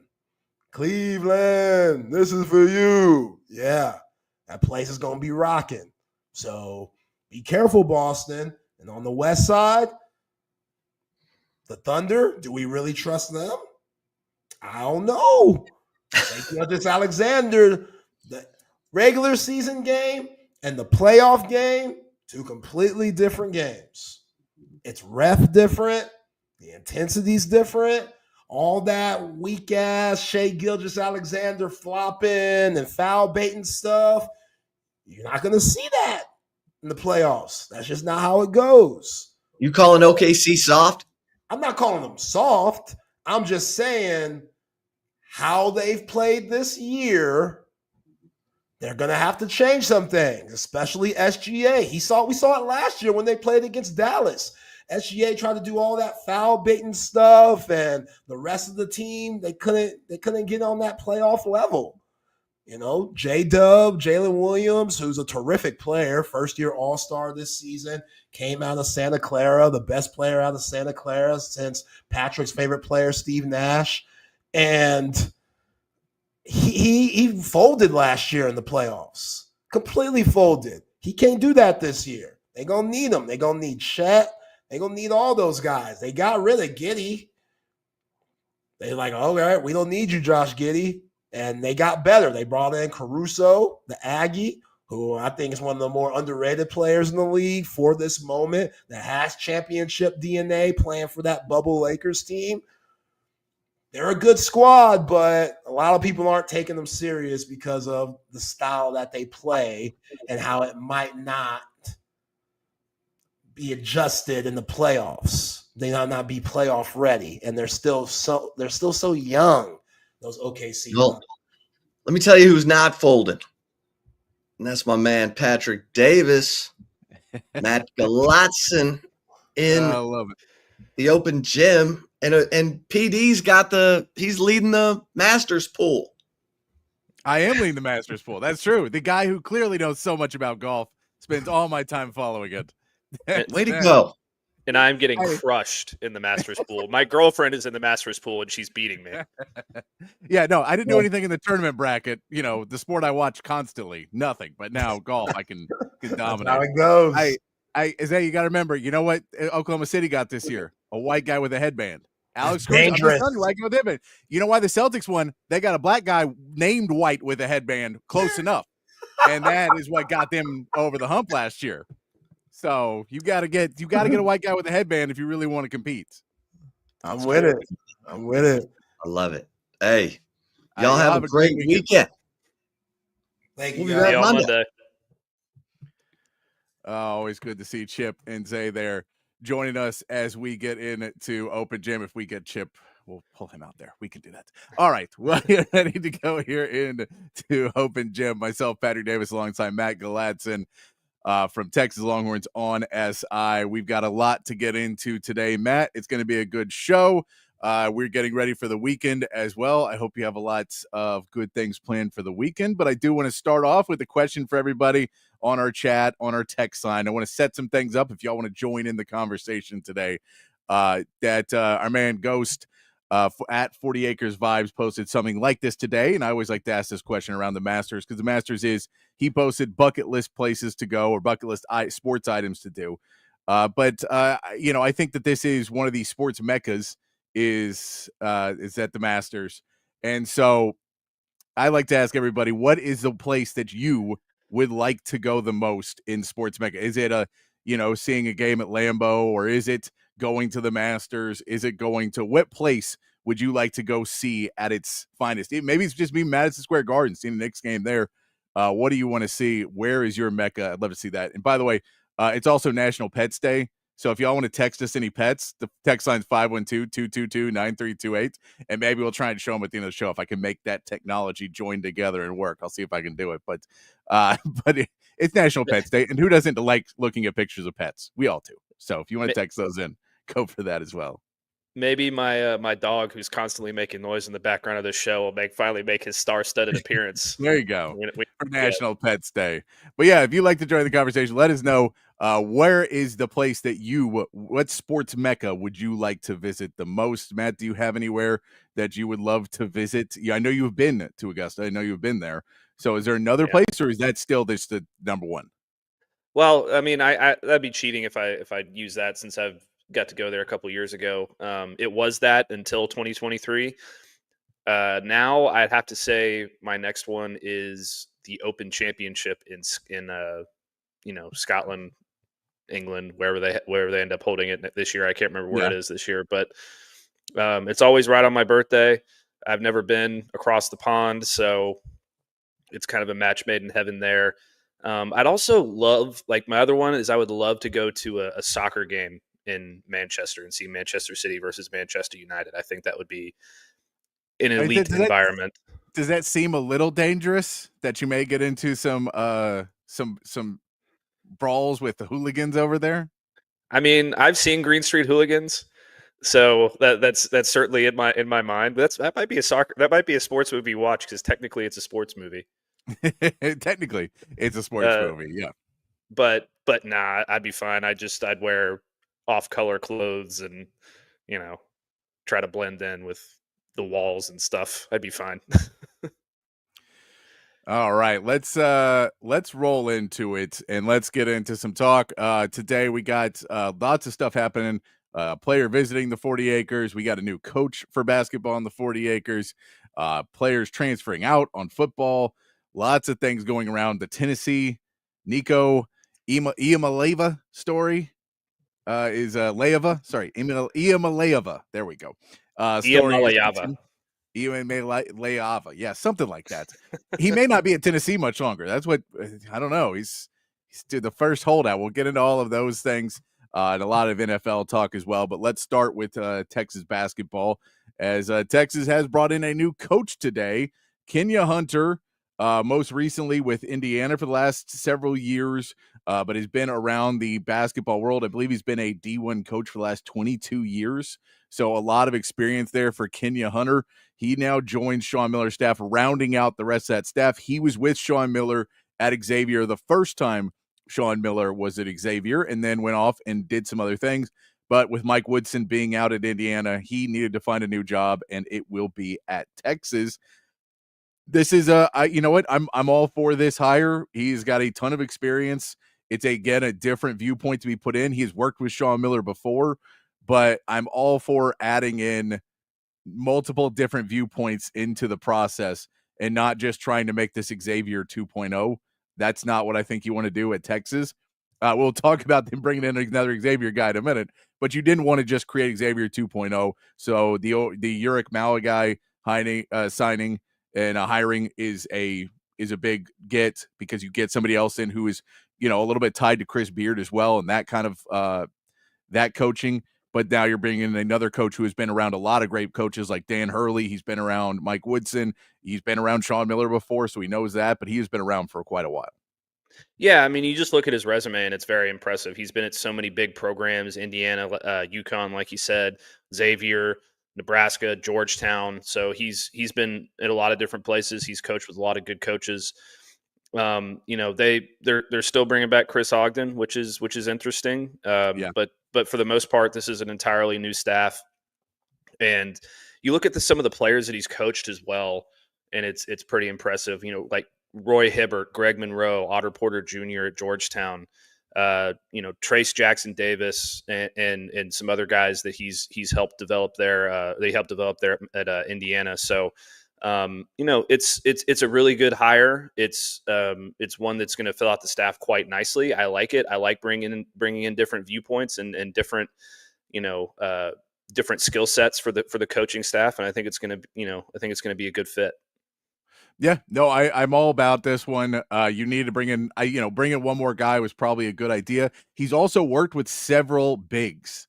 He's also a lot of bigs that have gone to the NBA. He has that on his resume, and might be another reason why you're bringing him in, is to try and help you get some of those bigs and let him go in, coach some of these guys that he can say, I've worked with all these guys who've gone on to the NBA, and maybe get a couple more recruits, maybe get a couple more transfers, not just this year, but in the future, that you're able to bring in some guys and try and get the size up a little bit more. We talked yesterday about Texas not necessarily having the size or having the skilled size so far right now.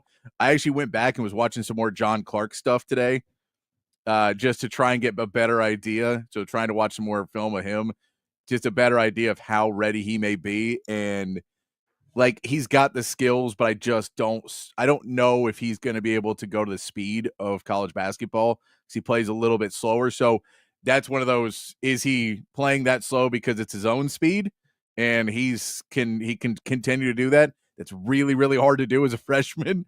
But it feels like he may need a year or so to get ready and get up to the speed when things start going. And especially the way the Sean Miller team looks to be being built right now, is to be bringing in a lot of speed, a lot of quickness, trying to go out and transition, trying to play a game a lot quicker. So the question is, can he get out there on the court and run in transition and know where he's supposed to be and filling lanes and, kind of setting those screens just by running in front of certain guys and boxing guys out? Can he come down and finish on that? He's got the ability to do all those things, but I'm not sure he's going to be able to do that his freshman season. And that's when you start to look at, because he's basically the only guy we can look at and say, this is the unknown factor coming in that could get you over that next hump and get you to be a little bit better of a team. I'm just not sure he's going to be able to do that defensively. I'm not sure if he's going to be able to work onto some of these really good SEC offenses. And when things are flying around and guys are pulling them out to, you're trying to stretch him out and set screens and all those other types of things, it may be a step too fast for him right now. I'm thrilled to see what he's going to be in a couple of years, but right now it may be a little fast for him because he seems to play a little bit more methodically.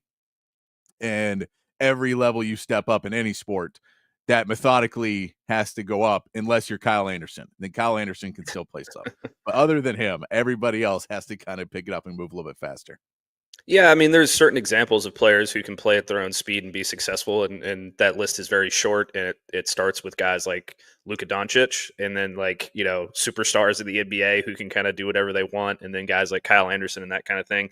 But I don't know that we really ever expected for John Clark to have an impact. We hope that he might, just based on what the roster looks like this year, but typically freshmen don't come in and start and make a big impact unless they're a big time 5-star NBA lottery projected pick like a Trey Johnson or someone like that. So it would be nice if he makes a huge progression this summer and then he comes out and surprises us, next at the end of next fall and early next spring. But the odds of that aren't great, which is fine. They can still go out and find a couple guys here and there potentially. We're going to talk about this Xavier guy in a minute.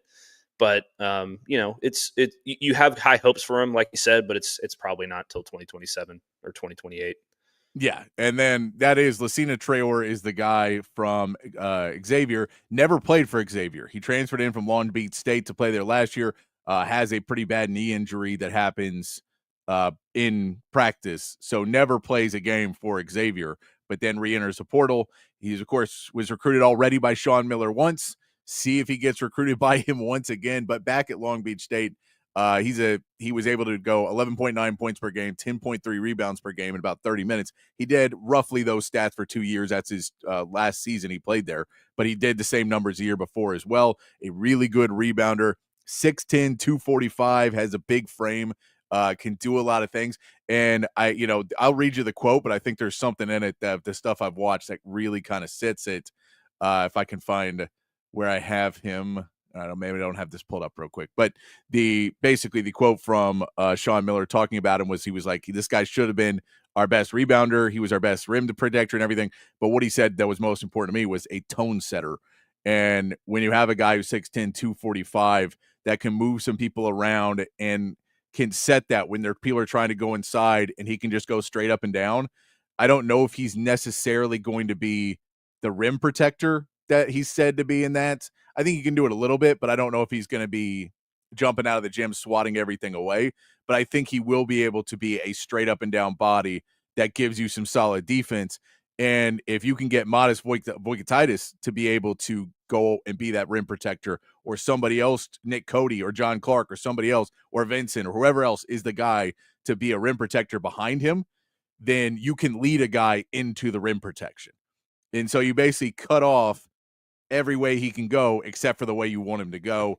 That's kind of how you set the tone defensively, is I'm making you do what I want you to do. I think he's that type of player defensively. So a guy that you'd really like to get for Texas, this is a guy who would probably be starting for you this season, especially unless some other big name comes out, and this guy would still be playing some good minutes for you either way. But as of right now, this guy would probably slot in as your starting power forward. Yeah, and you'd like to see this guy get on the rosters because he fills so many needs. The rebounding is what sticks out to me, just based on what we saw with Texas last year. Caden Shedrick was just so overwhelmed down there in the post defensively and rebounding the basketball that it really set Texas behind a lot. So if you can get an elite rebounder in there and a guy who can, he can average a double-double. I mean, he did it at Long Beach State. Will be able to do that in the SEC is another question, obviously, but he's a guy who has the potential to do that. He's athletic. He can rebound. He's tough. Maybe he'll be the best rim protector on the team more than likely.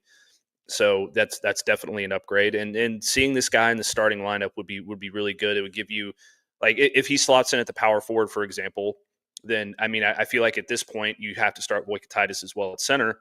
Yeah. So that gives you two really big guys that are upgrades over last season in terms of size and athleticism and rebounding and those kinds of things. So it would be a great get. I think they're probably going to have a pretty good shot at him too, just based on his relationship with Sean Miller. So that's something you really like to see, like a guy who has an elite stat line and some elite traits that, they have a real shot at here. And it's something that they desperately need as well. Yeah. And there's something to be said for a guy like this where Sean Miller understands what the NIL package he offered him last time was and what he offered him and like what he got him with last time. So there's a little bit better starting ground than with some people where you're kind of, again, why you say you hire a general manager is because that general manager usually has a better, feeling of the pulse of what guys are getting offered and knows several agents and has a better relationship. So they're able to know a little bit better about, well, are we going to come in here and we're offering this guy 250 and he's thinking he's going to get 450. So we probably don't even really need to have that conversation because, we can talk to him, but we know we're going in under. We're not going to try and oversell like, hey man, we're giving you a lot of money. Like I got 350 over here, right, already. So you're not giving me a lot. So I think that there's some of that where a little bit more of what to expect out of him. And he was with the team all last year. He just injured. So they do have a relationship. It would be a big get. You look at the rebounding that you'd be able to have, especially offensively. I think you put him back in there and, even in a faster lineup where you put in Cam Heide at the power forward and you play him at center, you'd be able to have really good offensive rebounding in that lineup as well. And then let's say you got Kendall Weaver's in there too. He's a really good offensive rebounder as well. So you could get a lot of second chance points from those type of players. And I think you could that would be a little bit quicker of a lineup. And at, 6'10", 245, for most teams, he can play some center as well. So you can run that. Really what you want to run is probably 3 men in the post for the most part. And so if it was Voikaitis, and then, you add in a couple more guys, Nick Cody's going to be in that rotation as well, most likely this season. And then you add in Traore, that would be a 3-man rotation that you would say is manageable enough for right now. You still have to find that star player somewhere. So, there's more elite scores that are going to be available that are shorter than bigger. Bigger guys just cost more money. So that may be where the money evens out that you go after and get someone smaller. But I'd be all about this signing for Texas.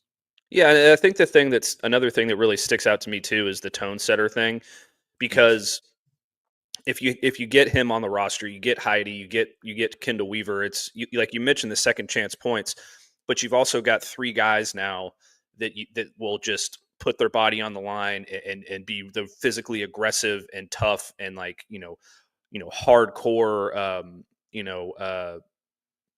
Tone setter is really the best word for it, honestly. Like they set that energy and that mentality, and you really like to have that sort of aggressiveness on your roster, right? So I love the sound of that. I love that he can be versatile and play either power forward or center, depending on the lineup that you want to. And he's got more experience than a Voikaitis does. So, maybe against a team that you don't feel as good about Voikaitis going up against their number one big, you can throw this guy in there and bring Voikaitis off the bench, and you can do a lot of different things in that way. And it's just I think that this is probably the best chance that they have at getting a legitimate big that can start next season, whether it's at power forward or center. And it would just be a really big get. Yeah, no, I agree with that. And I'll throw in another name that I saw pop into the portal today. It's slowing down a little bit now. We're starting to get into there will still be probably a few more names that jump in from bigger schools and stuff as we're starting to see. This is a name of somebody that was basically told, you're probably not going to play the minutes you want to play next season with a new coach. But Trey Parker is a 6'1" freshman guard from NC State. He has a new coach coming in Will Wade. I'm guessing they had those conversations. Maybe the NIL went down. Maybe, I think they have 8 scholarships available at NC State. He's not going to, I don't think they're necessarily on we got to make room for a scholarship, but it could be NIL related on that point. He only averaged 4.6 points per game, but he had some bigger scoring games last year. He played 12 minutes per game. He shot 36% from 3. So a decent 3-point shooter could probably improve on that as time goes on. He's really electric player. And so this could fall into if we don't have a true point guard but a point guard that you could build for the next couple of years and try and turn into that player. He does still need work. He needs to fill out his game, get a couple more tricks in his bag. He lacks discipline at points. So there's definitely reasons why he will be available and why Will Wade maybe didn't want to give him all the money. But, looking out and talking to people from North Carolina and that kind of stuff, there's people that are like, he has elite talents and elite abilities and was super fun to watch as a freshman, but you also saw the drawbacks. Now, if you can look at that and meet with him and talk to him and say, you'll have a real opportunity to do some things, but we maybe need somebody a little bit more electric, because Tremo Mark can do some things. Kendall Weaver can do some things. Dalen Swain's not really a shooter, but he can do. We have a lot of guys who can do kind of certain things. We think you could be somebody that possibly could be, 15 to 20 points a game for us in a couple of years. So you kind of work into that way. I think he could fall into that world. So it's an interesting name to pop in because, again, electric player, but young, fits into that mold, and also probably not the most expensive guy in the world.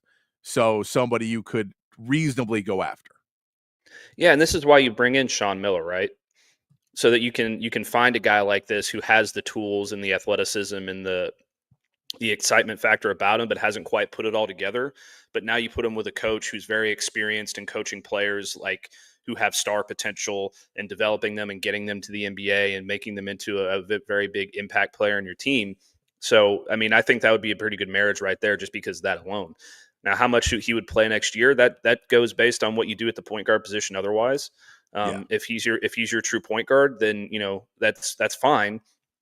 It sounds like he can run and gun and do the things that Sean Miller wants to do. It's just a matter of him falling in line and doing the things that fit into the system. It's not just about being electric and getting your own shot. It's about finding these open guys and these shooters that they're trying to bring in, like Hauser from Kansas State, or Cam Heide if he develops his shot a little bit more, and some of these other guys. Like you want him to be able to do all the real point guard things. It sounds like he's more of a scorer, which is fine right now, but you can coach that out of him. Sean Miller's the kind of guy that can coach that out of him. Could Rodney Terry have done that? I'm not so sure. So those are the kinds of differences that Sean Miller brings that Rodney Terry didn't necessarily bring. No, exactly. And it's, you want to see the, and that's the bill of good that we have been sold as, that is being preached about Sean Miller right now, is that Sean Miller is the alpha who will walk in and get guys to be where they want to be. It's very difficult in today's game because players have more options now and players are able to walk away. So sometimes you have to really figure out the guys you want, especially if your plan is to build them up. But Ryan Conwell is an example of a guy who is not necessarily a true point guard as much and fit into that role for Sean Miller at Xavier. So you want to trying to think in that vein of somebody who maybe would rather be a shooting guard, but is a little bit smaller, and he can talk them into the fact of, at 6'1", you will not play shooting guard in the NBA. You're going to play point guard in the NBA. So you might as well learn how to play point guard, because it will raise your draft stock up a lot. And so he is a guy that people have said has potential to be an NBA talent at a point. So he's got that type of electricity in him. But yeah, it all just falls in. It was just another name you saw that maybe falls into that role that you can put in, that's young enough that, fits. And if you do get a Hausen or, somebody like that you're able to put out there on the outside to shoot, and maybe he'll be your point guard some too, and you're sharing minutes and he only plays 20 minutes a game or whatever, and you can bench him if he gets out of line or if he starts to not play defense or any of those types of things that sometimes kids do. You have somebody else that you can trust to put in there. But I just liked it as let's go find somebody young. And especially now, if you get Nike Lewis, maybe that's the route you go. If you get another guard that's a recruit, maybe that's the route, and you go, we can give them 15 and we give Hausen, if he comes, or whoever else the guy you get who your 3-point shooter, because they want to get that guy. You can put that guy in as kind of your de facto point guard, and then have the other guy that you're trained to be your point guard for when you're starting to build a really competitive team. Okay, so let me ask you this then, Patrick. If you had the choice between landing Trey Parker or getting a Nike Lewis, which route are you going? What do you think is better for Texas in the long term? I mean, probably Nike Lewis, probably just because there is a factor with the Trey Parker that you're not sure if he's going to buy in. And I think Nike Lewis, you have a much better belief that he would buy in. Now, if Trey Parker comes in and buys in, he's probably the better talent right now. That he would be able to do some more things. And he's a guy that could come in and give you, 15 to 20 in a game right now and automatically change the complexion of a game, where I don't think Nike Lewis could do that his freshman season. I think if you're playing Nike Lewis, it is kind of we couldn't find anybody else, and we really, really need a point guard next year. So let's try and expedite his process. Yeah. But I just thought, that's the other part, is they're going to go after point guards a lot. They just do. Freshman point guards, you have to be really confident. You have to be really assertive of what you do. Other teams are going to come after you. You're not going to get the foul calls early either. So guys are going to be able to get away, especially on these good teams. Like Rick Barnes is just going to send people to come over and start bumping on you and trying to get the ball out, trying to steal things from you. So I think that you probably want to go with someone more experienced. If there's another guy in the portal that comes in, that may be the right answer too. But I think you definitely want to try and get somebody, either a prospect or a freshman, maybe a sophomore, that has a couple years of eligibility left, that you can train this season more. And if they play great, they play more minutes, but get them in and try to see what you can do with them. Yeah, and so that's kind of the line of thinking that I have as well. I'm of the opinion that, if you can get this guy to buy in and run the system the way that you want him to run it, and do the different point guard things that you want him to do, if you put him with, Tremo Mark, Kendall Weaver, Dalen Swain, maybe this other kid from Xavier, the big, all these different guys. Obviously, it's not the same thing as having Trey Johnson. Nothing they do is going to be the same as having Trey Johnson. That's impossible at this point, unless the top 5-star recruit just decides, I don't want to be somewhere, and he's like, oh, I want to go play for Sean Miller. It's just not going to happen. Yeah. If you can get that kind of group of guys, and then you got you got Nick Cody, and you bring in a Hauser to shoot threes, I feel like that's a team who could maybe not be in the top half of the SEC, but it could push for it if everything falls in line the way that Sean Miller wants it to fall in line, with these guys playing the way that they're supposed to. And that's obviously a lot of factors. That's Tremont Mark buying into doing a different role than he played last year. That's, a Nick Cody stepping up and playing more minutes than he played last year and being an impact player. There's a lot of factors that go into it, but the potential is there. It's just, can everybody put it together and do everything they're supposed to do it the right way?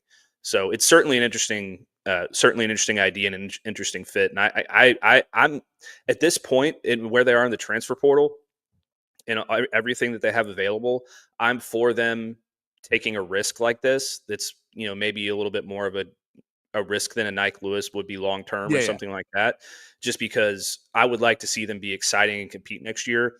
And bringing a guy in who can put 15, 20, maybe even 25 if he has a really good night up on the scoreboard at any given time is something that would get me excited and put me in seats.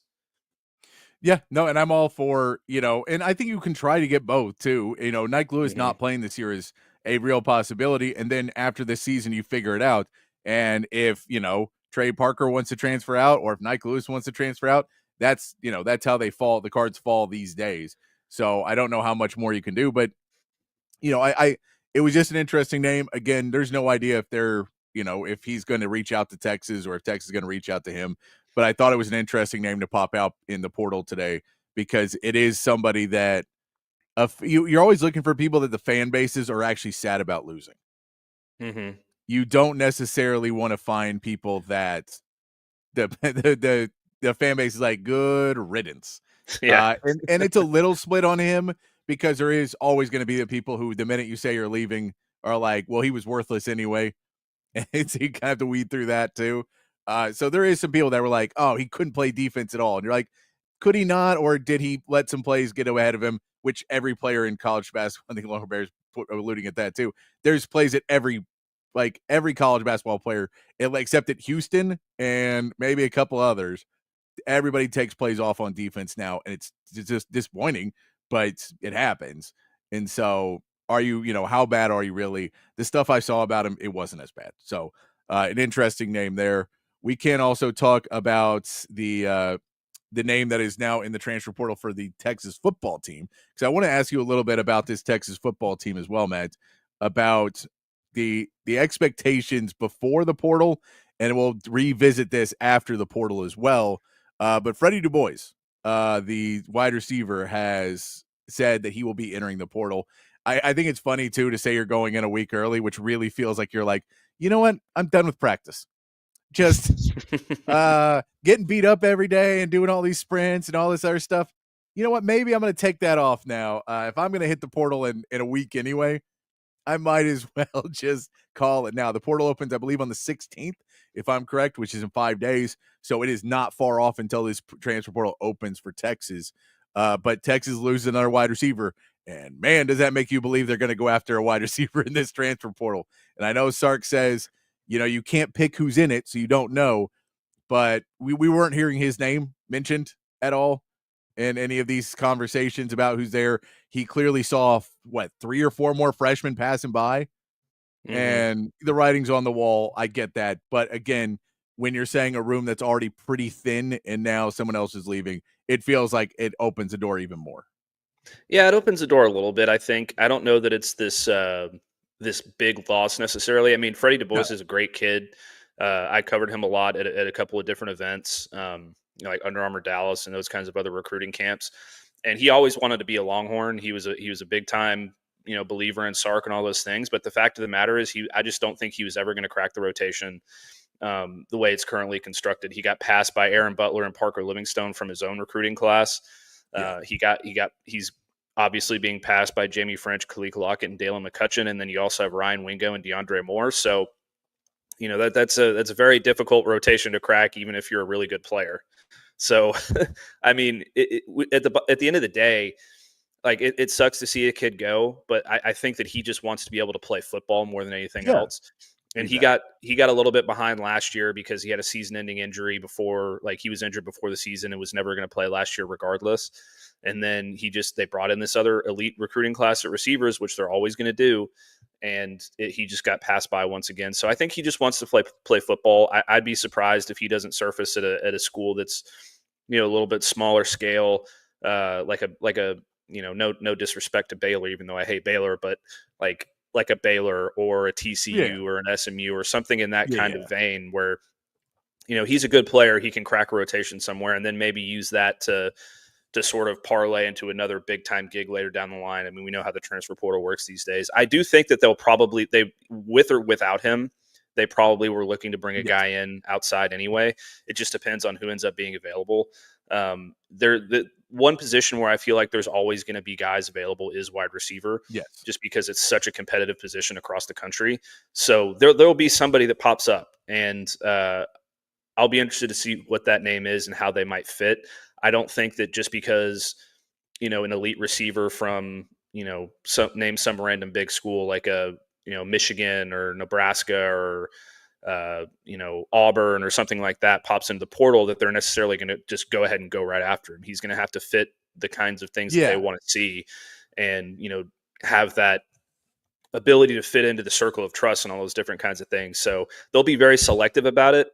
If they don't find somebody, that's probably fine too. You just don't feel great about the depth. But if the right guy pops in, I think they'll absolutely, spend. I don't know how many people they're going to bring in the portal, but they'll absolutely be okay with spending some of that capital on roster capital on receiver if it fits the right mold. Yeah, and I think that's also the big deal is I don't know if you're necessarily even going out and saying we really want to go get a wide receiver from one of the big schools and a top school from the Big Ten or the SEC, but you may be looking at a school that is in the Big 12, maybe even a level below where they just don't have the NIL. Mm-hmm. And you're able to go get a guy that is really good and is an NFL talent guy, but they enter the portal because they're looking to make some money before that day comes. And it's, that's the world we're living in. And so I think that that'll be available there. And for Freddie, we didn't mention, but Wesley Yates, the kid we talked about out of USC, ended up going back to Washington. So he's Washington, transferred to USC, and then ends up going back to Washington. I think there may be that trend that happens a few more times. I think it'll be more common in basketball, but you may see it where coaches are like, you're not going to play.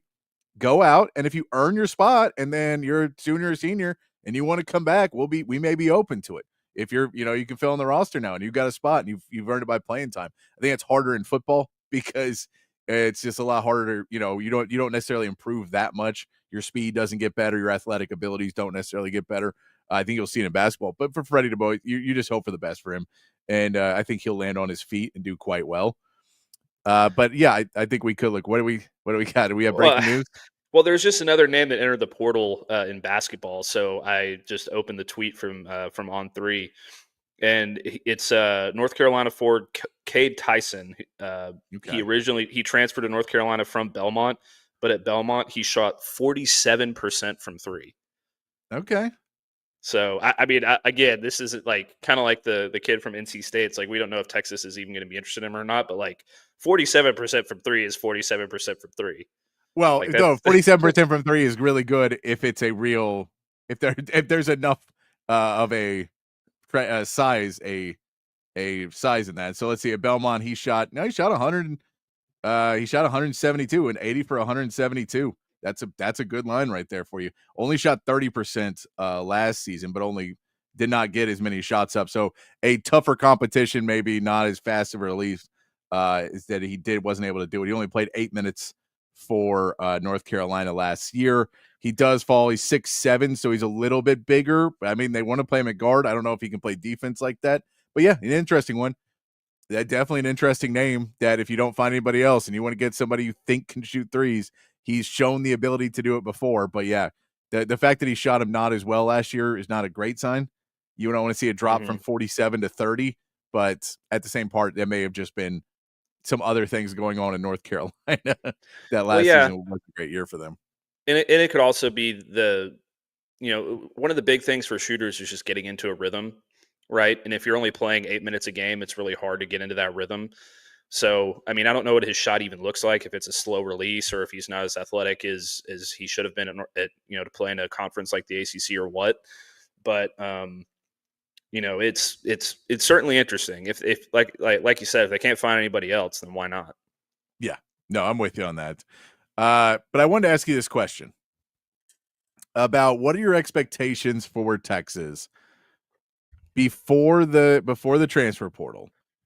Where is Texas still in your mind if they make no additions? This is just the team that we've got, and Ryan Wingo and DeAndre Moore and Parker Livingstone's your number 3, and Jordan Washington and Shannon Spencer your tight ends. If that's what you're pulling out there, is this still a playoff team, or maybe are they a weapon or two short to be a playoff team? Is their defense going to be good enough to get them through? Is the fact they don't play a really tough schedule, are they going to be able to still beat an OU, beat an Arkansas, beat an A&M, and then handle the rest of their schedule? And even if you lose to a Georgia, it's not season ending. We saw that last year because the SEC is going to eat its own head at some point. It's going to eat itself. So where do you sit, Matt, at this roster right now? Is this a playoff team? I don't want to be hyperbolic here, because I thought that last year's Texas team, just from a talent standpoint, was the best team they've had since 2005. Okay. So maybe 2009, but I think in terms of NFL talent, this is probably the best team they've had at least since 2005, the one they had last year. I think this team is not just a playoff team. I think they're going to win the national championship. Right. I don't know that I don't see a team out there, maybe Georgia, but I don't see another team out there like an Ohio State that has all these, elite NFL talents coming back to it, which is really, if Texas doesn't have to run into Ohio State last year, they win the national championship. I think that's the only team that was going to beat them in the playoff. I think that they were a better team than Georgia, even though they lost both games to Georgia. Like, I know that sounds stupid, but they just made too many self-inflicted wounds in those games to really, to capitalize on their talent. I think that the added addition of Arch at starting quarterback is going to be the difference, not because I don't think Quinn was good enough to do it, but I think Arch just has the ability to do more things, and he's more athletic, and you're getting CJ Baxter back. And, your defense, I think, is going to be better than it was last year, even though, Jahdae Barron's gone and Andrew Makuba's gone. You have so much more talent, as a whole on that defense. especially with edge rushers. Like I think they're gonna lead the SEC in sacks next year. I think they're going to be the best pass rush, one of the best pass rushing teams in Division I. I think their offensive line is going to be fine. I think they're going to be able to run the ball a whole hell of a lot better. And I think that, the fumble thing is going to work itself out. I like all these different factors. And yeah, like, are there things that, they're not going to be as good at? Like, yeah, they're not going to be as reliable at wide receiver without Matthew Golden in there. That's almost impossible. But you have other guys coming up who can make huge plays, like a Ryan Wingo and those kinds of things. So the way their schedule works out, the amount of talent that they have on this team, the things that Arch Manning can do. He's a better downfield passer than Quinn. I feel like he can run. He can do all these different things. I really don't think that there's another team out there that is better than them from top to bottom. Maybe Georgia, but the thing that separates them from Georgia, in my opinion, is the quarterback. Yeah. So this is how I always look at it when it comes down to, like, let's say they get back to the Final Four of the college football playoff. They're in the college football playoff semifinal. If it's a tough matchup and I don't know which way to go, I always go with the better quarterback. And I think that unless they play Clemson, or I can't even really think of another one, maybe Tennessee, but I don't know. I still think he's better. I think that every matchup they have that's that tight and that contested, he's going to be the better quarterback. So that's why I think that they're going to make it all the way through. No, I mean, I can see that. I do have some worries, and this was kind of a thing. Sark talked about how good the secondary looked. And I get there's no DeAndre Moore and there's no Ryan Wingo. But when you looked at how banged up this team got last year, and you're playing 16, 17 games to get through the season, and the end of your schedule is Vanderbilt, who's going to try and beat you up, and then Georgia, who is going to beat you up, and then Arkansas and A&M. And I'm not saying Arkansas and A&M are good, but I'm saying you could walk into Arkansas and A&M limping, and you could walk into Arkansas and A&M with some players missing. And that stretch down the end, I'm a little worried about their depth this season. And that's really, before the transfer portal, I just have worries about their depth, that if I'm going out there and for 2 or 3 games this season, I'm running out there with DeAndre Moore and Parker Livingstone and some freshmen, and no safety net. There's no safety net at tight end. There's no real safety net anymore because DeAndre Moore is getting double covered.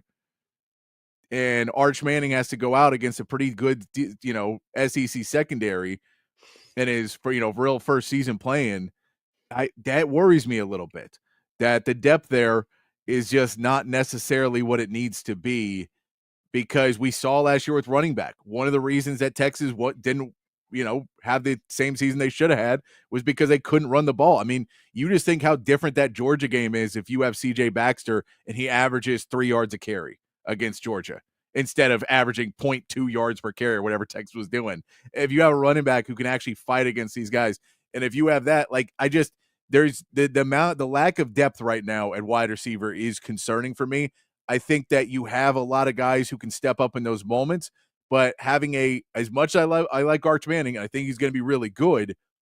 I think he's going to make mistakes this season. I think he is going to get too cocky at points this season and throw balls where they should not be. And there's nothing you can really do about it because he is going to be that good to fix it on the other side. But when you start playing these games and they get a little closer, and now your safety net's not there, even if he's not there for, 2 quarters, because he comes and takes a big hit and he's got to go sit down, or there's, concussion protocol, whatever. I'll keep knocking on wood while I say this. But all of those things, we just know in a long season like it is now. I mean, hell, you're starting off the season with Ohio State, who's going to come out and has a lot of physical, good players on it. It's not quite like the Michigan team that was really, really depleted after having their national championship. They still have Ryan Day as a head coach. So they're not quite the same thing as where this Michigan team really felt like it took its foot off the gas and didn't have a quarterback. And they had some really good talent, but maybe it felt like they took their foot off the gas a little bit more. I feel like Ohio State and Ryan Day are still saying we're a national championship team, even though they may not be. So you're coming out that first week and going to get banged up a little bit. I just want to see them add more depth in this transfer portal. And because of that, I still think they're a playoff team, but I think it's a way, way closer edge on that one, where I think you could easily lose 2 regular season games this year, and a third one is just a big injury away. And so if you say 3 losses in the regular season, everything changes now, and that's a pretty not great season, because if you say you drop an opener to Ohio State, or you drop just randomly to OU, or you drop randomly to A&M, or you drop randomly to Arkansas, or just one of those games in there, Florida catches you the beginning of the SEC, and then you lose that Georgia game again because Georgia's just damn good, and Kirby Smart knows how to coach against Sark. He knows what to do. He knows what Sark's thinking. So if you put all those together and you go, well, all you need is to slip up one time because your receivers don't have any depth. And I know your depth next season, I'm not even worried about now, like, because you're going to have all these freshmen coming up, and I think they'll be more ready. But knowing what Ryan Wingo was by the end of the season, and how beat up he was by the end of the season, and how much a wear and tear of a full SEC season put on Ryan Wingo, who is a big body guy, I'm not necessarily sure. I'm not sold on the depth of this Texas team yet. I mean, I think that's a fair point, but I think that you can make that argument for any team in the country at this point. Like, True. like I said, like with Ohio State, they're losing, I think 15 guys to the NFL, 15 starters off that team. They're going to have a new quarterback. The only real legitimate weapon that they're bringing back as far as a star on offense is Jeremiah Smith. So, like, if you're looking at Ohio State, what if Jeremiah Smith goes down? Like, you can say that about every team in the country at this point. And I agree with you. I think that they absolutely need to add some more depth at some of these key positions, like wide receiver, tight end, and defensive tackle specifically.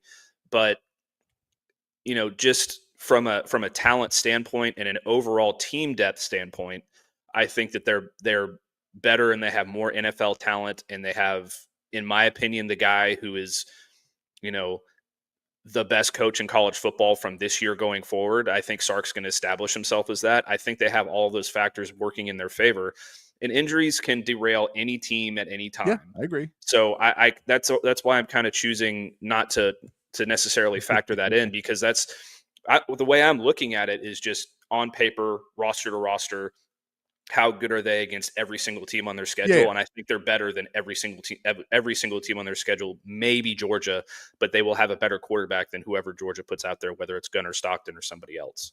Yeah, I think the main concern I have is, I know Arch is the chosen one, not having any security blanket for him if DeAndre Moore goes down. Like, DeAndre Moore is the only security blanket for Arch right now, because everybody else has not proven it. Not anybody else. We don't know anybody else is in the circle of trust. We're not sure if any of them are in it yet. You know, we're not sure who's going to be that guy. And if we don't know who our tight end is, and we don't know who anybody else is, and I think Ryan Wingo is going to be really great, but I don't know if I'd say, the guy who's going to get double teamed and everything else, you're trying to get the ball to him. He's not a safety blanket. And we saw that with DeAndre Moore when he was the number 3 guy last year. He's number 2 now, taking more attention away. And I just, so part of what makes Sark's offense work so well is so many weapons. And, maybe all these freshmen will come in and be ready to play, but in a 16-game season, I just think you need to add a little bit more veteran love into that wide receiver tight end room. And if you do that, then I can say, okay, now we're not an injury away from me being super stressed every single Saturday, because I'm like, who's going to catch the damn ball? I mean, we saw that. Well, last year we sat in every week and we'd go on and we'd ask all the listeners, who's going to run the ball this week? And it wasn't until late in the season, Trey Wisner kind of took it over and it became the Trey Wisner show at that point, where we're like, okay, now it's his and he's going to run with it. And we know who the guy is. But up until that point, every week was like, I don't know who's going to lead this team. And it was a good thing because you had so many different options with it. But I don't think you necessarily want to walk into this season and be like, which freshman is going to catch 100 yards this week? I don't know if that's the way you want to push yourself. And if it's not a freshman, it's a sophomore. You'd like to have somebody with a little bit more experience and maybe just a couple more years in a weight room and a couple more years of training to know where they're at. That's the only thing that kind of concerns me. But I do think that as time goes on, it will continue to get better and better. And I think they're going to get some guys out of this transfer portal as well. But that's really because it was just a part of Stark talking about. I was like, our secondary's killing. And I was like, ooh, it's like the spring game. If your secondary's killing, that usually means your wide receivers are not playing well enough. And it usually means, and I mean, it's just what the reality is. is you didn't have your best two out there. So if you say we're missing our wide receiver 1 and our wide receiver 2 and our tight end 1, yeah, I'm guessing the secondary is going to be pretty good. They should be. The secondary should be dominating the backup wide receivers. They should be. So that's the only point is I'm a little bit more worried. I get that the schedule is relatively easy. It's more that into the season when things start to just get really, really tight on everything. Luckily, you have some home games in there. Luckily, you're at home against Arkansas and you're at home against A&M. So those are two big things for you, as opposed to last year having to go on the road at the end of the season.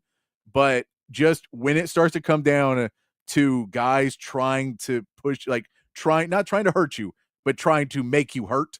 You know what I mean? They're trying to put bruises on your body. That's where I'm a little bit more worried about this team with the depth. I'm with you. I get if you take anybody and you say, well, you knock out their star wide receiver, what do you expect to happen? But I think for a first-year quarterback, that's really because Quinn Ewers could handle Isaiah Bond going down better. He was much more used to it. So that's all I'm going is I'm just hoping that we add a little bit more depth. And no, Roy, you can't. You can't do that. I've knocked on wood like 35 times while I said this, so we're good to go. Yeah, no, I think we're in alignment here. I just I think that, probably there's going to be a couple injuries here and there. It just depends where there's always injuries. It just depends where they are. You hope it's not at wide receiver, obviously quarterback. You never want your quarterback to get hurt. And those different things. But, I'll pose this question to you. So the way that their schedule works out, they're on the road basically the entire month of October. OU doesn't really count as a road game, neutral, whatever. They're still away from Austin. The rest of the time they're at home. They're at home in every game in November. So what do you think is going to be the toughest game that they face all season long, not counting Georgia? Georgia doesn't count because that's obvious. Like you remember how we had the road bump conversation about Urban Meyer, and he just listed every obvious game there possibly was. The landmines, yes. The landmines. What's your actual landmine? Like, what's the game that you think, they're supposed to win that game, but it actually might be a lot tougher than we think? I mean, the answer is Oklahoma. And I know that's not fun, but it's a rivalry game. And that game has changed every year that you don't know who's going to win it. And Texas had really good teams walk in and get slapped because they thought they were going to beat the crap out of Oklahoma. And, Sark's record is not great against Oklahoma. It's not bad now. We won last year, which he needed to. But, if this quarterback they got is the real deal, if they fix a couple things, I don't think they're going to be a good team, but I think they'll be a better team they were last year. And they just give Texas headaches. That game is just always really, really tough. So I'd put it on that. I mean, you could say Ohio State. I don't know. I mean, that one's a little obvious. It is the first game of the year with a lot of new players, but they're going to be stacked. They're going to be good. And then at Florida is going to be tough because you're going to the swamp. First game of SEC play, but I think Texas will be more ready for that. I think Oklahoma could catch you off guard because if you beat Ohio State and you beat Florida, you're walking into Oklahoma pretty confident and you feel pretty good about yourself. And that's a game that OU has people working on right now. Like there's people at Oklahoma right now working on that game plan, even though they may add players. But that's why I say that game to me is probably the one. What about it for you? For me, it's A&M. I think A&M is going to surprise a lot of people this year. I think they're going to be very explosive offensively. Obviously that game's at home, so that, anytime you have a home game, it can go one of two ways. I mean, obviously the fan base is going to be absolutely ravenous that night, right? But you can walk into a home game, especially if they're say they're ranked number 1 in the country. They're walking in, they've already got their SEC championship bid and they're feeling great. A&M's going to be a really good team next year.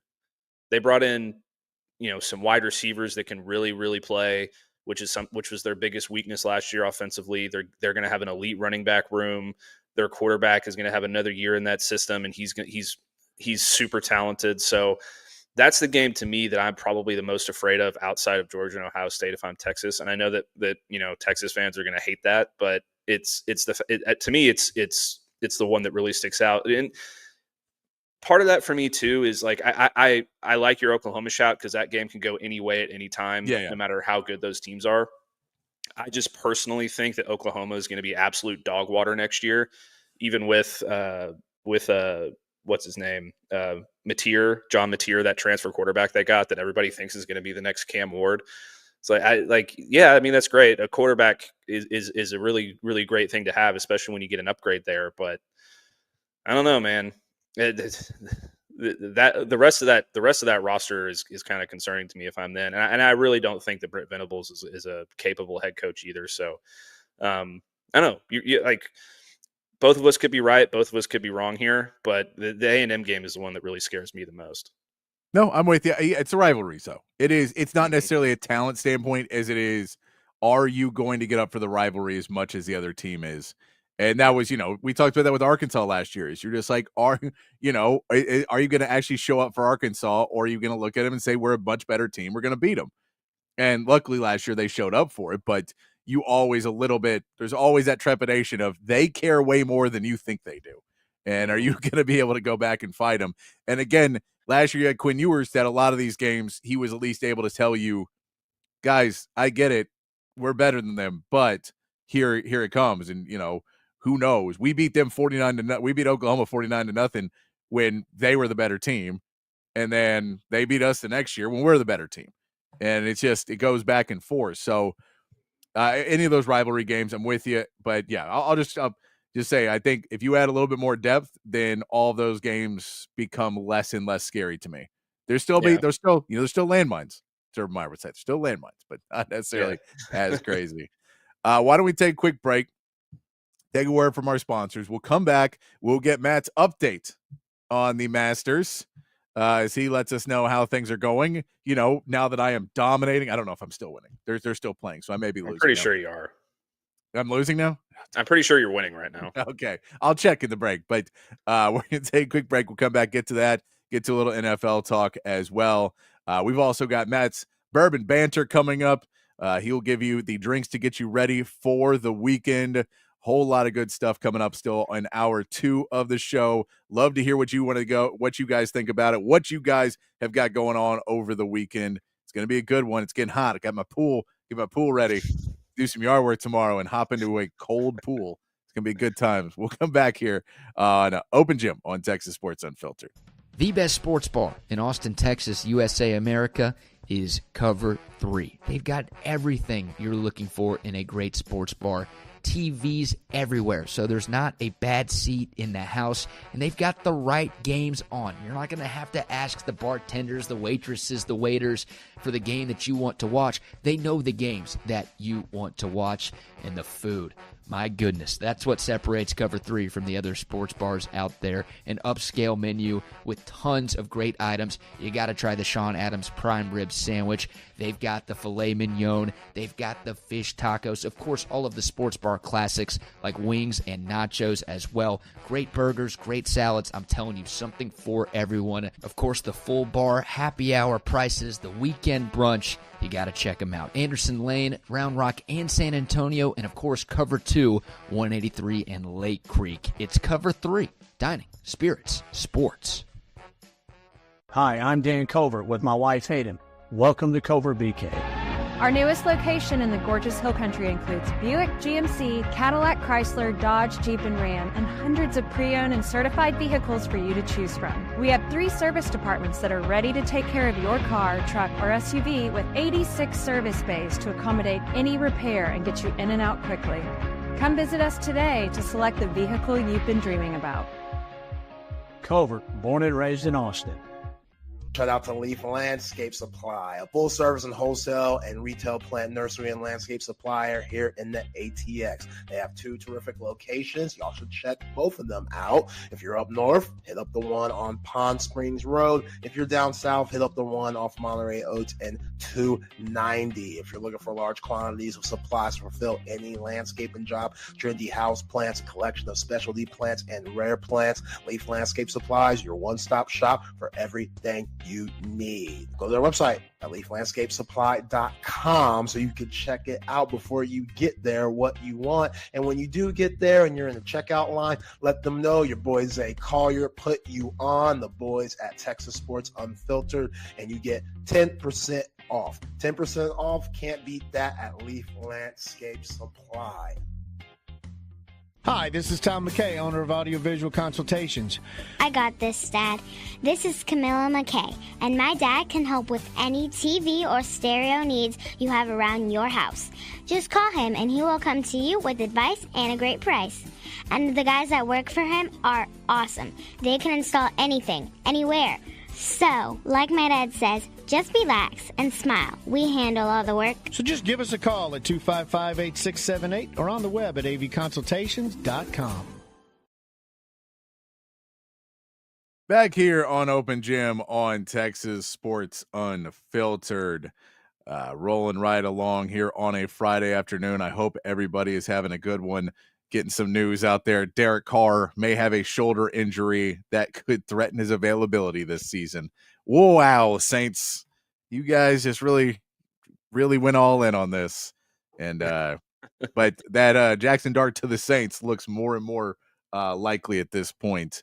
We also saw that some good news for Texas baseball is they're going to have their first pitch here in about 30 minutes.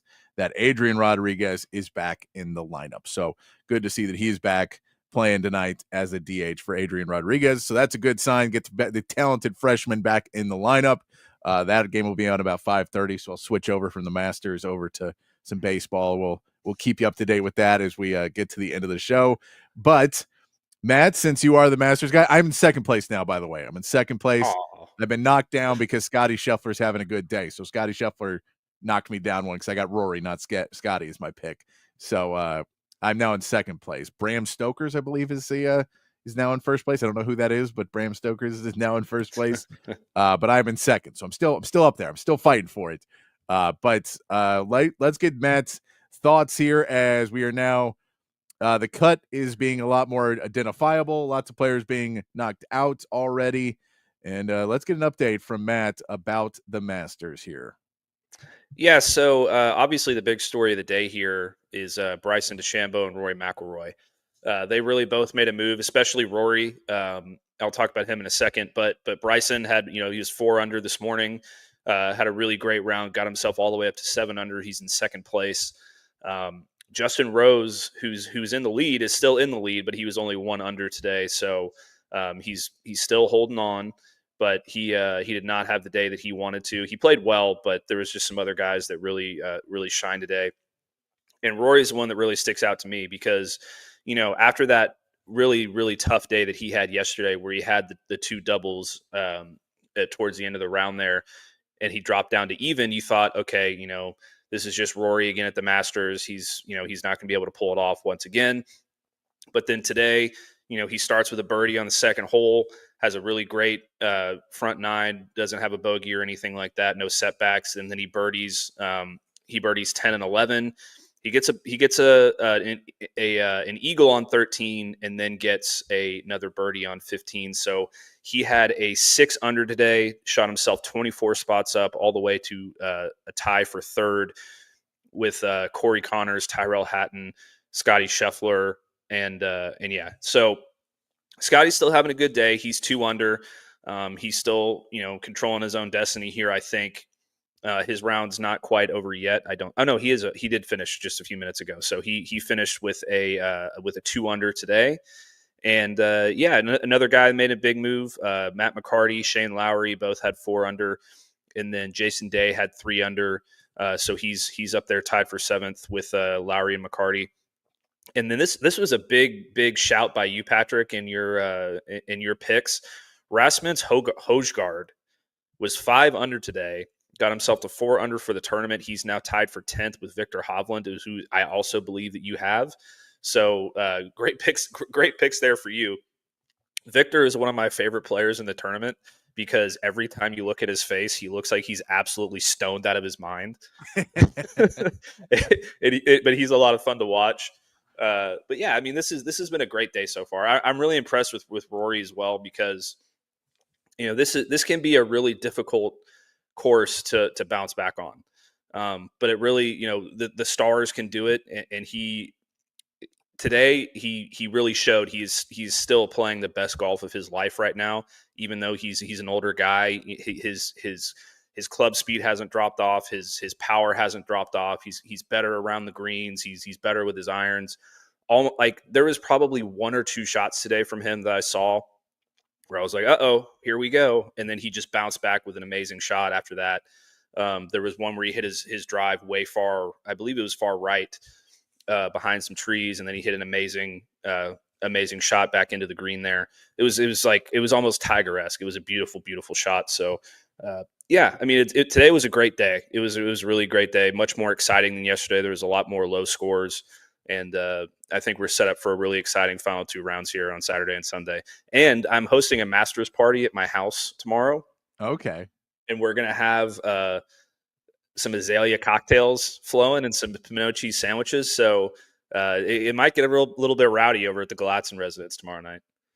Let me see if I can pull up this picture real quick. But no, I was happy that Rory McIlroy in the second half of his round today did much, much better, because he did so awfully on his round, the back end of his round when he had those double bogeys. So I was happy to see that he stepped up, but I'm really quite happy that I spent almost no time picking my people, and it has turned out to be perfect for me. So, all right, let's see. This is if I can pull this up, this image here. Let's see if this works.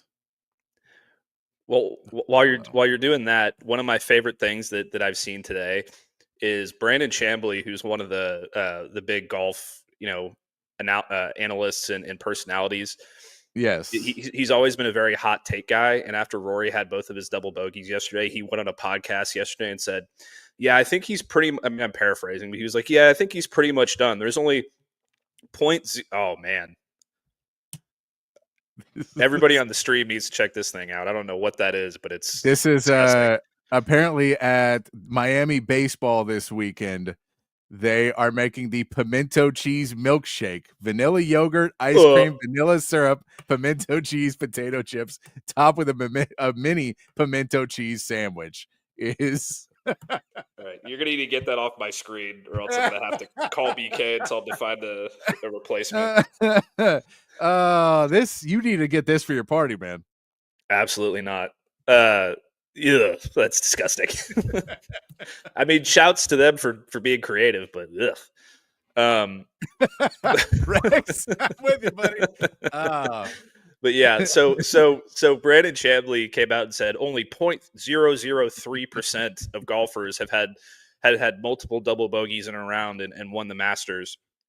And he was basically saying Rory was done, and then Rory comes out and hits a 6 under and has a wonderful day. So he's pretty much like at least in my opinion, he's pretty much like the Drake or the Ted Cruz of golf. Like if he says something, the opposite's going to happen. So I should have put money on Rory to have a big round today, but I did not. Yeah, no, that's how we all knew Florida was going to win, because Ted Cruz showed up rooting for Houston there, and it was all over. Of course he did. Hey, yeah, Rex St. Charles, I'm telling you, this is just showing gross ballpark food is the way to curb your diet. Yeah, I don't know who thought that was a good idea, but you just make one of them and bring that out the party when you need people to leave. You said Florida? Miami, yeah. Miami? Is marijuana legal in Florida? Because this looks like something that like somebody who's stoned out of their mind would put together and be like, oh yeah, man, this is gonna be rad. I'm curious too, in Florida, if it's like 95 degrees there, that's not refreshing. I know there's like yogurt and ice cream kind of thing in there, but it's still not refreshing, because you're just going to get hot as you try and eat this to show your friends that it wasn't a waste of probably $10, $15 to get this disgusting piece. Man, that should have been our meathead of the day. That's rough. Yeah, I saw that one right before the show. Someone posted that, and it is disturbing and gross. But yeah, they don't serve that at the Masters. No, Definitely not. Definitely not. Definitely not. Thank you, Matt, for a little Masters update. Hopefully on Monday, I'll be out on Monday, but Matt will just talk Masters by himself for the entire 2-hour show. I'm sure that's what the plan is on Monday. Maybe. And then he hits a putt, right? And then let's get into a little talk about the NFL and the draft coming up. I saw an article that I thought was a little interesting because it pushed out some thoughts about Quinn Ewers and some of the other quarterbacks that are currently in the draft process and the possible picks. It is by Bill Connolly. It was over on ESPN. He was talking about the flaws and the benefits, the reason why they will be NFL quarterbacks and what their flaws are.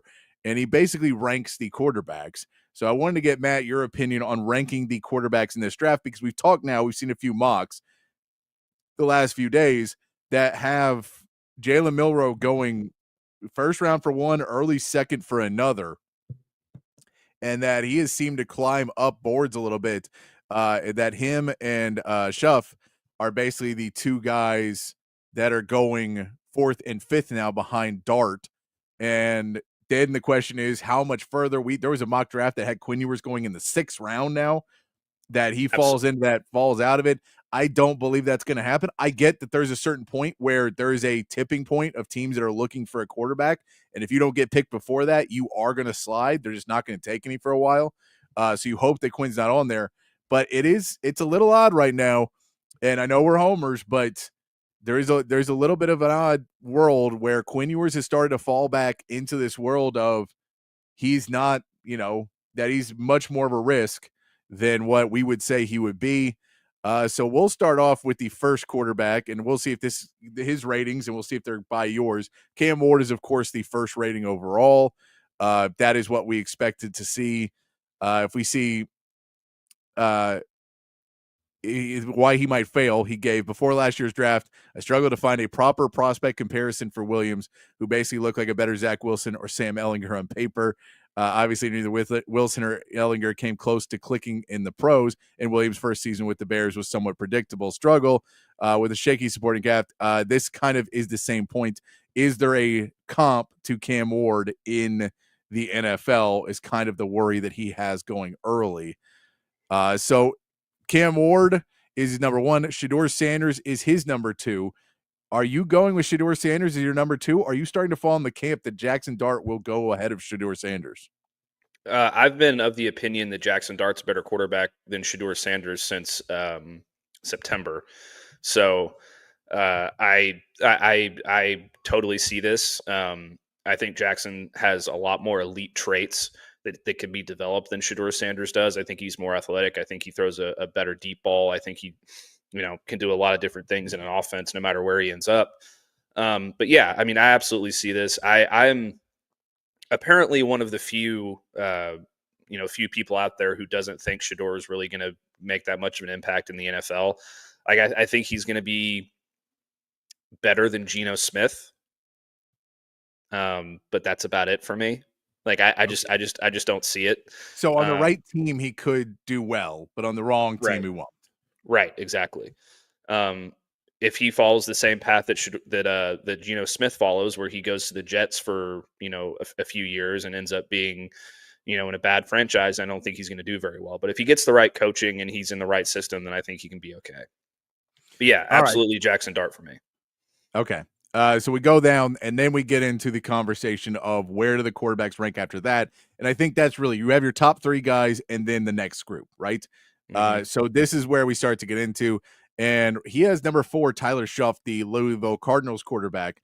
And he starts off with why he might fail. He's 25 with an unproven upside. And that pretty much sums it up. This guy's been playing for a long time. He struggled early on, and by the end, he started to put it together a little bit more and started to look better. But at 25, has he reached his potential? And he's already there, and you're not getting anything more than a pretty okay quarterback. That's not what you want to get out of a quarterback going to the NFL. You want to get someone who can improve even more, because he was not a starter in the NFL last season. He was not that caliber player. You know, maybe if he's a Heisman finalist, you can say, or a Heisman winner, you can say, okay, that guy's good enough to play in the NFL. He wasn't last year. I don't know how much better he's going to get. So the upside of taking a guy like this early seems odd, because if he's not going to be the guy who's starting for you in year one, then you probably want to go a little bit younger. Am I wrong on that? Or No, you're absolutely right about that. It's sort of like in the NBA to a certain extent, where if you draft a fifth-year senior who's already like 24 years old, or like a six-year senior who's had a COVID year and now he's 24 years old going into the NBA, it's like, he's probably going to slide because we'd rather have somebody younger. I don't know how people have Tyler Shuck up there so far, but he's probably 6th or 7th for me on my quarterback board. Yeah. I just don't, because I think once you get past Jackson Dart, it now becomes into what can they become and what is their ceiling. And I feel he's pretty much at his. He may get a little bit better, but I don't think he's going to be that much more. And so you're basically taking a backup quarterback above other guys who have the potential to be a starter.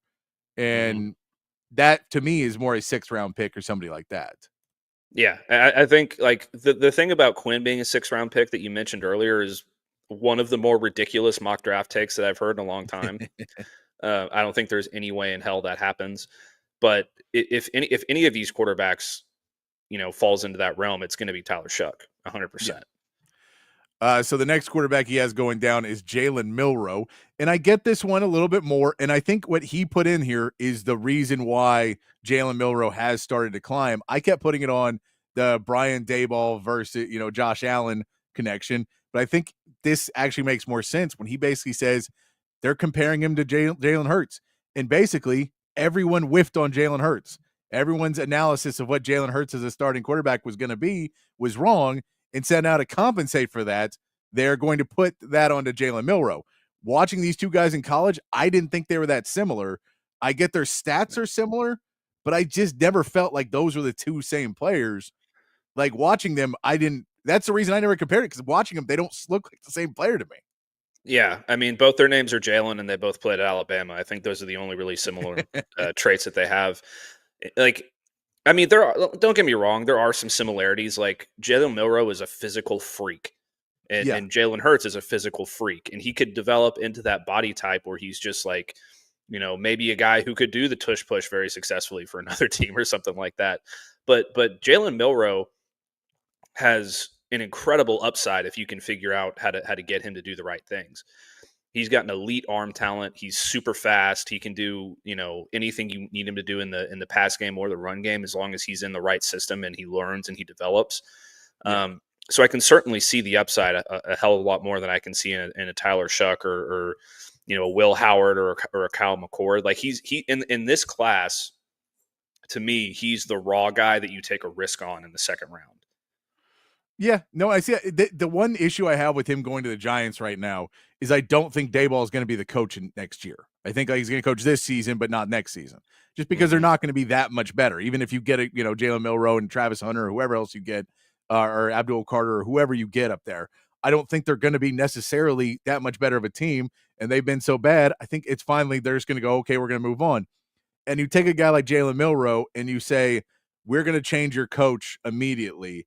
I think it's going to set him back, where you're basically now on a 2-year rookie plan for a guy on a second-round contract that I just don't know if I think if you take him, you have to roll out with the coach for a while, because this is supposed to be a quarterback whisperer, is Daboll. And I don't know if changing that after one season would be what I would do. So I would be standoffish on that one. I think if you had a more base of we know like a Kellen Moore, getting a guy like that makes more sense because you just hired Kellen Moore. So he's going to be there for a little bit longer. But a coach on the back end, it's like what the Bears keep doing. The Bears keep getting a rookie and then changing the coach, and you really set everything back by that. And they've done it multiple times. They just did it to Caleb Williams.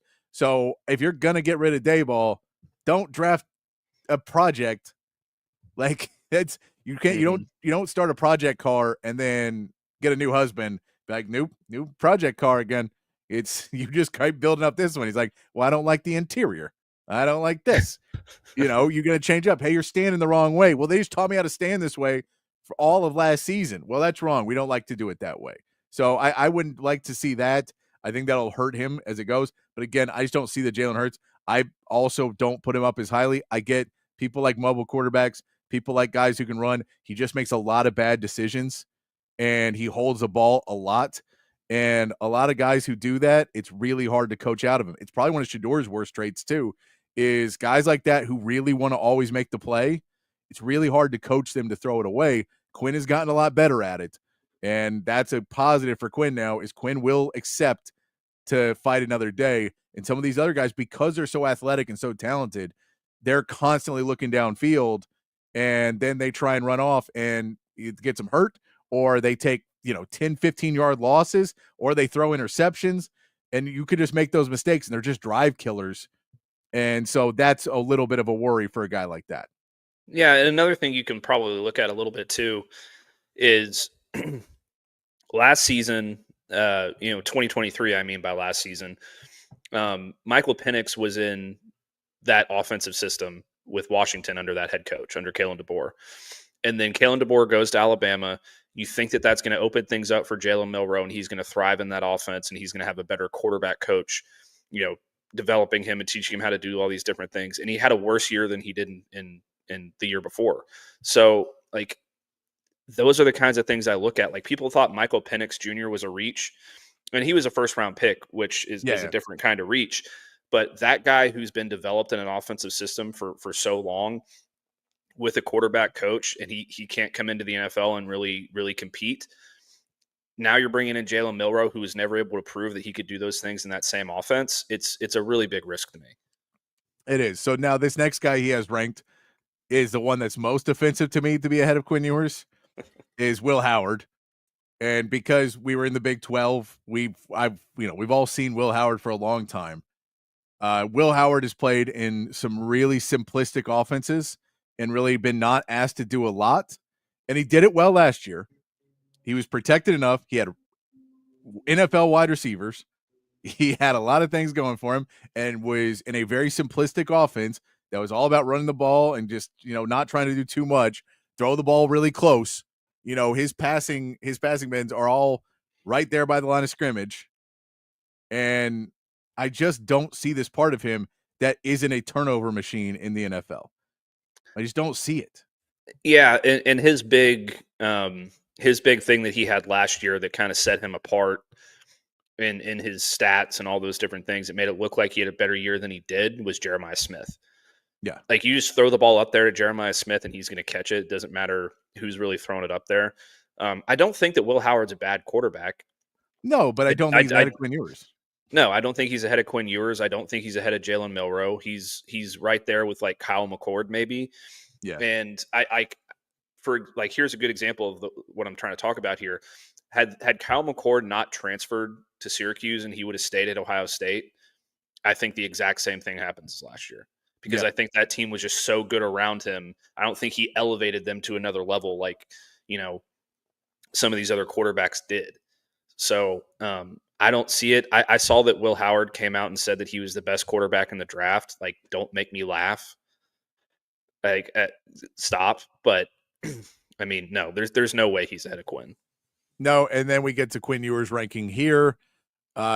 He's basically on the thought process that a lot of people have, that the arm strength is, or the downfield passing accuracy is going to be too big of a problem to overcome, that he's too slow in decision making at points.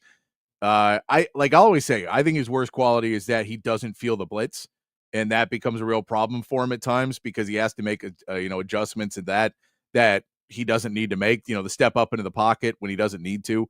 Those were always the thing I thought was probably the worst part about him, because he was just so worried about getting blindsided by a hit. He just couldn't feel it. It's really an uncoachable thing. So that one was always, because everything else you're like, it's pretty coachable, but that one is not. But I just don't have Quinn Ewers behind some of these guys. I think you could get Quinn Ewers to be like, Quinn Ewers to me is worst case scenario, a 10-year backup in the NFL. Best case scenario is he's a starter for you, and maybe not ever the franchise guy, but he will be a starting quarterback in the NFL who will play around for a while. I mean, yeah, I think the best case scenario for Quinn is Brock Purdy. Like he could be that guy on the right team that can get you to a Super Bowl because he's not going to make mistakes. Like most of the mistakes, quote unquote, that he made this year were not his fault in terms of interceptions. Like the fumbles in the pocket and the sacks, like that's something different. But a lot of the interceptions that he had, especially in the second part of the season, were tipped at the line or bounced out of receiver's hands or receiver ran the wrong way or whatever. So, I mean, I think in my personal opinion, and Patrick, we're going to have some breaking news after this, by the way, after we talk about Quinn. My personal opinion of Quinn is that he's the fourth best quarterback in this class. I think he's a lock to be a second round pick, maybe third round, like early third round. But I don't think that there's any possible way that he is behind a Tyler Shuck or a Jalen Milroe or like, don't even make me laugh about Will Howard. Like that's like Quinn. And this is my big problem too with a lot of these guys who are ranking these quarterbacks, and the guy who had Quinn as a 6th round pick the other day. It really strikes me that these guys not only did not watch Quinn very closely, but the games that they scouted were the games that were late in the season when he was trying to throw the ball downfield with a torn oblique muscle. Yeah. Like I don't think that any of these guys are putting in the time to really dive into Quinn's skill set and the things that he does and some of his intangibles too. Like he has, of all of these quarterbacks in this class, in terms of like quarterback brain and leadership and knowledge and of defense, like all of these different things, I think Quinn is the best at those things. Does he have the most elite tools like a Cam Ward does? No. Or a Jackson Dart? No. But he has really, really, really good. Like there was a reason that he was ranked the number 1 quarterback of all time. Yeah. He was coming out of high school. He does have those elite arm talent and the elite traits. He just didn't always get a chance to show it. His injuries held him back. And it really, my dad just texted me and made an excellent point, and I'm not trying to be hyperbolic here whatsoever, because like putting this kind of pressure on Quinn is not feasible. But it's a really good point. People didn't think Tom Brady was anything coming out of Michigan. No, I know. Quinn is going to be the next go. We know that, but but like people didn't think that Tom Brady had any physical traits whatsoever. Some people didn't even think he was going to get drafted. Brock Purdy was the same way. Like there's always this quarterback who comes out who people are trashing on, even though they don't really put in the time to scout every single game that he plays and all these different things. And the teams do it. The teams see it. Like the San Francisco saw it with Brock Purdy. The Patriots saw it with Tom Brady. Like all these different quarterbacks, and Dak Prescott, the Cowboys saw it with Dak Prescott. Is he the most elite quarterback in NFL history? Yeah. Absolutely not. But what he is a guy who was drafted in the 4th round, and now he's the highest paid quarterback in the NFL. Like if Dak Prescott can become a top 10 quarterback in the NFL, there's no reason that Quinn Ewers can't do it. No, I agree. And I think that's always when you get into these draft debates, and I have this all the time, especially when I'm talking NBA, is, it's ceiling versus floor. And you get in these conversations and people will judge and they'll go, well, Jalen Milroe's ceiling is a 5-time MVP. And you're like, yeah, but his floor is he never plays in the NFL. Like his floor is not good enough to play in the NFL. And he throws 6 picks in your first game and you're like, well, he never plays again. Like that's what we're talking about. And so you go, what's the floor for Quinn Ewers? And you go, the floor for Quinn Ewers, yes, maybe he comes in and it's just too much for him. But I think really the floor for Quinn Ewers is much more of he's going to be a great quarterback that can walk in and do what he needs and be a game manager and make smart decisions. I think he can do all of those pieces. So his floor is a way higher than a lot of these other guys' floors. And so you say his ceiling now, the question is, where does the ceiling really end? Do we think he's been formed enough now that his ceiling is not necessarily going to be that high? But I would say I think his ceiling is still relatively high because I don't think we've seen the best of him yet. And his floor is also pretty high because of what Sark's built in him. He's also been playing more NFL-style football for the last several years, which some of these other guys have not been, namely Will Howard, who's probably not been playing the most NFL, ready style of offense for the last several years. He's been playing a little bit more safe football. So I get it. I think that there is a point to it where because it's not fun, because the floor is not there and there isn't this wild risk in it, the gamble's not in there as much, that there's a possibility that some of these people just don't like not having the gamble in it. Yeah, absolutely. I mean, I think Quinn's floor is like probably, I don't know, probably like Geno Smith or, a guy who's for most of his career was like a career backup, but then he got a chance to start and was very effective and was a quarterback of a good team.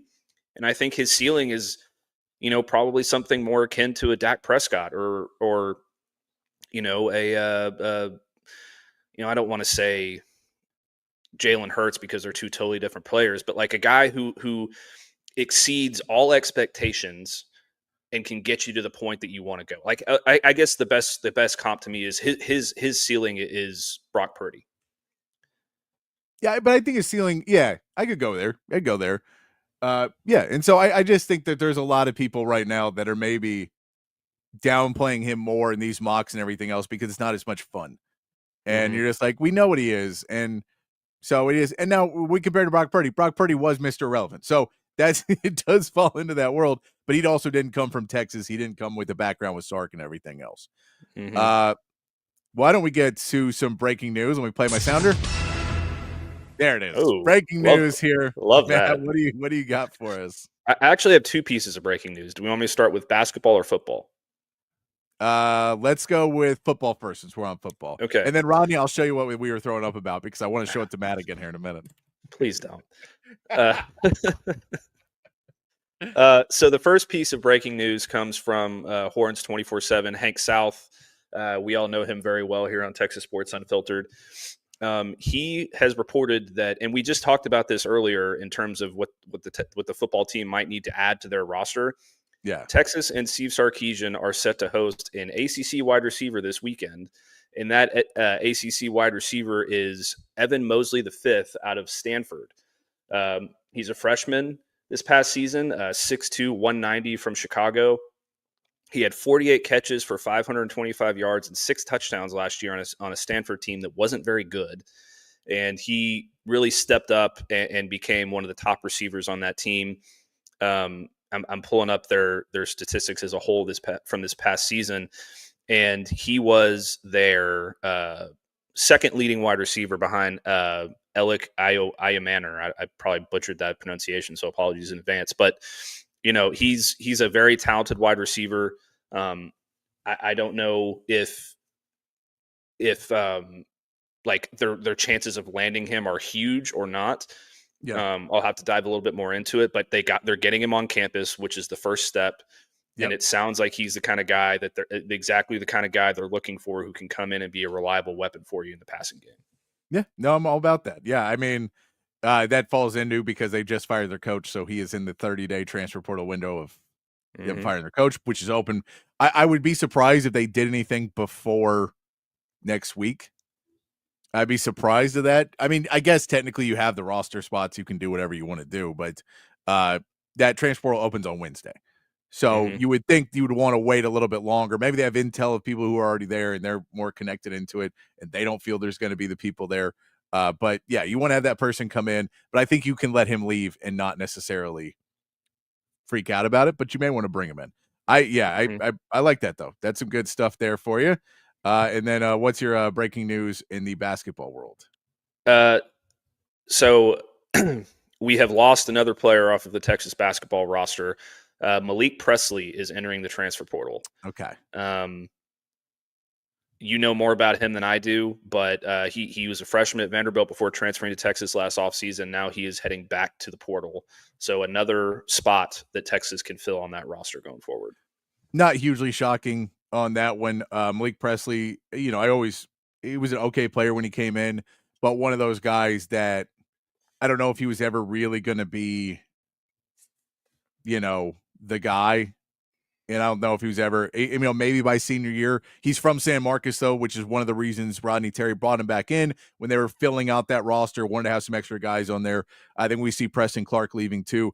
There's a little bit of Sean Miller wanting to have his own guys for the practice squad. And so when you talk about those guys at the end of the bench, when you talk about the walk-ons, a lot of times when you have a coach change, they somewhat change the atmosphere of the walk-ons and everybody else to really try and make it a point to say, this is my team now. I don't necessarily want the same culture as before. I don't want the same hangovers. So I know that they had a couple other walk-ons. I think there's only one other one that would still be there then. I can't know. I off the top of my head. I know one of them graduated. So, but they have a different place where it'll be a good team. Another good spot for another guard to bring in. Again, another prospect.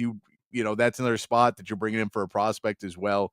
Nothing against Malik Presley, but I just don't know if he was ever really going to be the guy. He was a late addition when you had roster spots, and he was a local guy, so it made sense to bring him back in. But I could understand why he'd want to step away and go somewhere where he could play. And it is in basketball too. It's you're normally playing 8 to 9 guys, and then maybe in non-conference you'll play 10 to 11, and guys will get minutes in games that aren't that close. But you can't really just get better without playing, and so you have to sometimes go and just bet on yourself and go somewhere else where you're going to get playing time, and then you can step back up to a higher level if you get there. So for him, go earn it somewhere else and try and get yourself into a better position. Yeah, absolutely. I'm I'm interested to see what they do now that they have a 4th scholarship available. This gives us another opportunity to see what they can do there. A little bit more options. Maybe now, you can think about bringing in the kid from NC State and a Nike Lewis or something like that. Or maybe now you have another opportunity to go get another shooter or whatever. So definitely not the worst thing in the world. I don't want to, sound negative towards Malik Presley in any way, but it has a very good opportunity to be addition by subtraction. No, and Rex St. Charles said it was kind of a reach of a take when he came in. He wasn't going to play last season, and it was a let's try it out. Again, Kendall Weaver was the guy who came in that you thought was going to be, but you did not expect Kendall Weaver to be Kendall Weaver. Mm-hmm. Like what he became is all of our favorite player on the team, right? And so, you take chances on some of these guys and go, maybe they were just using them wrong, or maybe there's something hidden, and you take some chances. It doesn't work out. Sean Miller came in and said, it's time. Let's move on and get somebody else. And, for him, he gets to go play somewhere else. You have that conversation. You can stay. We'll honor your scholarship, but you're not playing. You're most like you're gonna have to go out there and earn it, and you're not in our plans right now. So if you go beat out the guys we bring in, great. But you got to do that. You're not in our plans right now. And that's when you move on. But there you go. They appreciate you for keeping us up to date on a Friday, since we won't have time to talk about it until Monday. And I'll be off Monday, so you'll have to talk about it, while you're doing your 2-hour master's dissertation. You'll have to be able to talk about it. I did want to get into a couple other pieces if we've got time. Let's talk the Cowboys first, and we'll see if we can get through this. I wanted to ask you about your favorite guys that would be available for the Cowboys. They have pick 12. Who you would want to say are your top 5 targets for the Cowboys in this draft? If you kind of had your choice now, sometimes, maybe one of these guys would be gone. Maybe one of these guys is a reach. Maybe one of these guys isn't exactly what everybody else would say, but I'd love to get your picks of what do you think of the top 5 guys the Cowboys should be looking for in this draft. Let's just go. Let's start down your list, and I'll tell you where I'm at on your list. But we'll start with yours, since you also do work for Dallas Cowboys on SI as well as Texas Longhorns on SI. I'll pass it to you. So I think number 1 on my list right now is Matthew Golden, just because I think wide receiver is the biggest need. I think he's the best wide receiver in the draft, not named Travis Hunter. So it's a realistic spot for him to go. Yep. It's a guy that fits.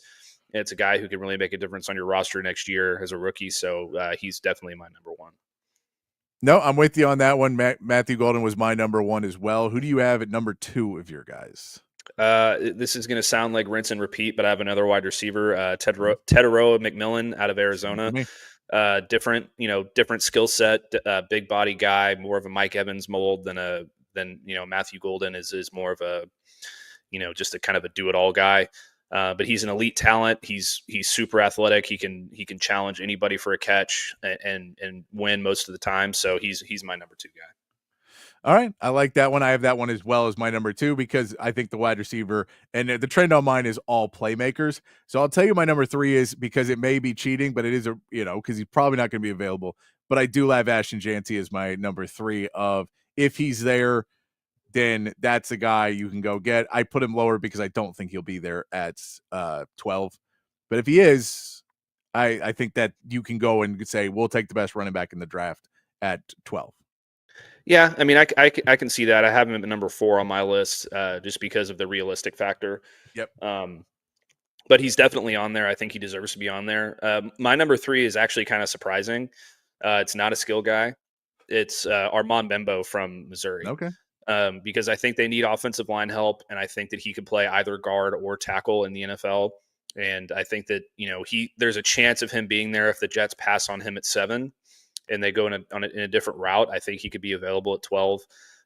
Most mock drafts say he won't be, but it's not necessarily unfeasible for him to be there. So, offensive line's not going to be at the top of everybody else's list, but I really think they need some help there. All right, I'm with you. Would you take him over Kelvin Banks? No, but I'm also not trying to give them 3 Texas players out of my 5. So I'm with you. I didn't put Kelvin Banks on mine either, but I'm with you. I also have Tyler Warren on my list. Yep, he's my number 5. I have Tyler Warren on my list. I like Tyler Warren in the fact of this is getting you a playmaker in a different point. I know you had Jake Ferguson. You keep expecting him to take that next step. He took a little bit of a step last year, but we didn't see how much of it because Dak Prescott got injured. And so that relationship you didn't really get to see fully develop over another season. But now you're really need him to step into that role. And so if you say maybe Matthew Golden's not there at 12, or maybe McMillan's not there, and maybe you're not going to go wide receiver in that first round, you say we do want the number 1 tight end. If maybe wide receivers go first, maybe you, even if you trade back a couple spots and he would still be available.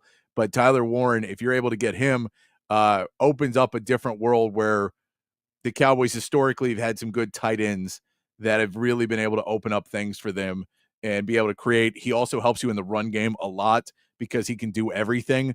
So not only is he a playmaker, but he also helps you out in a part of your game that you had a lot of trouble with last year. So that's kind of my fake offensive lineman pick, is adding a really competent tight end, but I like him on there. Who else you got on your list? I had Ashton Janty number 4. They desperately need a running back. He's the best one available. I think if by some chance he is available at number 12, they're going to take him no matter what. I just don't see him being there necessarily because it seems almost set in stone at this point that he's going to go to Las Vegas at number 6. If he doesn't go there, though, he could absolutely fall to the Cowboys. Maybe the Bears take him at number 10. Yeah. But I would feel pretty good if he doesn't go 6 that he could fall into the Cowboys' lap. But my number 5 was Tyler Warren for all the same reasons you mentioned. They desperately need a tight end. I thought Jake Ferguson took a step back last year from the year before, so he was just very inconsistent. I really think they need to find a playmaker at that position, whether it's in the first round, second round, or third round. They got to find one somewhere because I don't think Jake Ferguson's the answer. No, I'm with you that I think they need to find it, but I'm not. I think if Tyler Warren's there. If not, I think you wait a little bit later and then try and take someone later. And again, we'll throw another Texas player. Gunnar Helm would be somebody that you could put in that maybe wouldn't be that guy this year, but could fit into that role down the line if Ferguson doesn't end up working out. And then I also put in there just the top 2 cornerbacks in this draft, Will Johnson or Jahdae Barron. Either one of them, if you're really trying to figure something out, and if you're looking kind of future for the Cowboys on this one, that is a piece of we don't know what we're going to do with Deron Bland. We don't know what we're going to do with Trevon Diggs with the injuries. We're not sure what we're going to do. Let's go bring another piece, and we'll replace one of these guys or get rid of one of these guys at the end of the season. And if we're going to pay Deron Bland, we'll go ahead and let Trevon Diggs. We'll try and trade him off and reset a little bit around that. But I think that that's a valuable pick at 12. Either one of those guys is a really good get. Yeah, I think I think you couldn't really go wrong with either one. I would personally pick Jahdae Barron, not because he's a Longhorn, but because I think he can just do more things, and he kind of fits into that Jordan Lewis mold where he can play in the slot. Yeah. And he can even play safety if you needed him to in a pinch. So, and especially this season, like Jahdae Barron could play with Deron Bland and Trayvon Diggs, and you just have a lit up secondary. Exactly.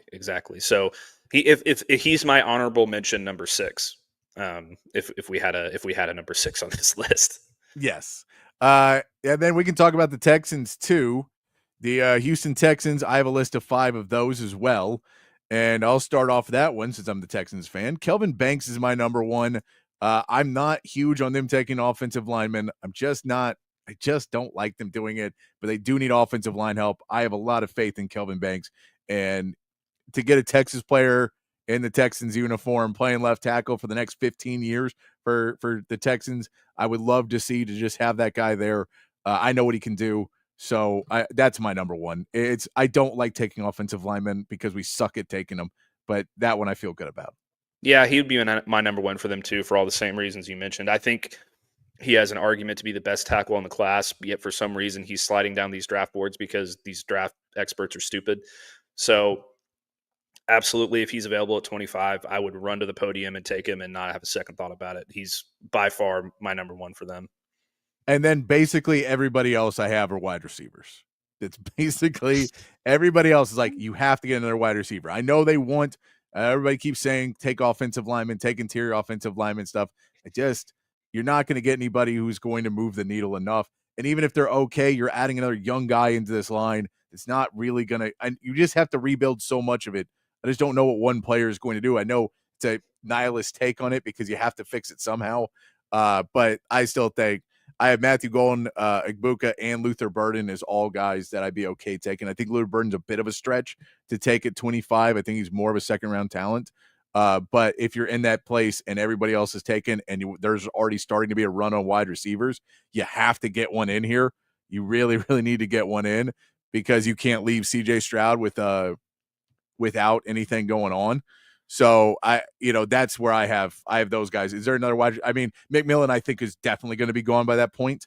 And I think Matthew Golden will be gone too. I just put him in there because I like him. And also the Houston to Houston fit is too good to pass up. That if he's there, I'd actually love if you trade up and got him. I think that just because I think he'd be a beloved player in Houston. So I'm fine with that as well. Do you have any other wide receivers that you put on that list? No, I mean, I have Golden, I have Igbuka, and I know it's kind of a stretch, but I also had McMillan just because, there is a very good possibility that receivers slide at a certain point. If the Cowboys go in a different direction and one of these other teams goes in a different direction, it's feasible, but it's probably not likely. I actually had kind of a left field pick for them as well as my number 5, though. I had Walter Nolan from Ole Miss, because I think that they need to find a future star on the interior. Yeah. And because they're a little bit old there, that's the one position on that defense where I feel like they could make an improvement for the long term, like right now. And I think he's going to be a really, really good NFL player. He's an absolute beast in the run game, and he's an absolute beast rushing the passer. So if he's available there, I would be pretty happy if I was the Texans picking him. No, I'm with you. I'm full on board with that as well. I don't love that. So the Walter Nolan one is, again, I think you just have so many you have needs on the offensive end that you really, really need to address. And so I agree that is great for the future. But if you put more into this defense and less in this offense, you're already working with the subpar offensive line. You're with a running back who's probably going to miss at least 2 or 3 games next year because Joe Mixon's. And then you have Nico Collins, who, if he misses a game, who are you throwing the ball to? And so there's just so many holes on the offense right now of playmakers that I'm with you 100%. I think if you had a luxury pick there, I would love to take Walter Nolan. I'm with you. Because I agree. I think he's a great fit for the Texans. So I had him. He was a guy I looked at a lot for putting together this list, was Walter Nolan, because I'm like, he's going to probably be there and he would really fit great.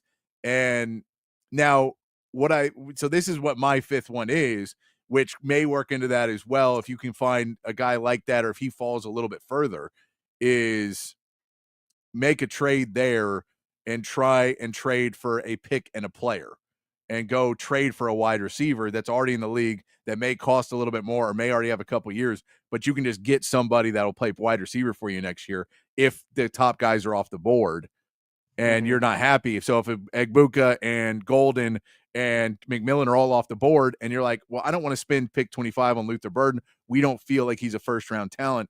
Let's go talk to one of these other teams that may have a wide receiver that we can go try and get at that pick that maybe is still on a rookie contract or somebody else that they're not thrilled about. We can go get that guy or somebody who's on a second contract that's not terrible and try and push that method.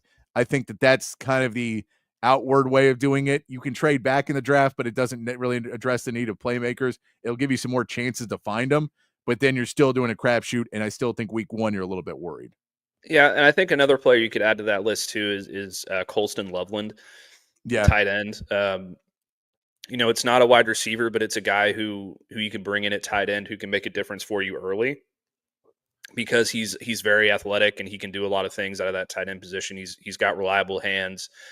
And he's the tight end number 2 in this draft. So if, let's say Golden and McMillan and Egbuka are all off the board and you don't feel comfortable with Burden, then I could absolutely see them going tight end and then picking a receiver in the second round.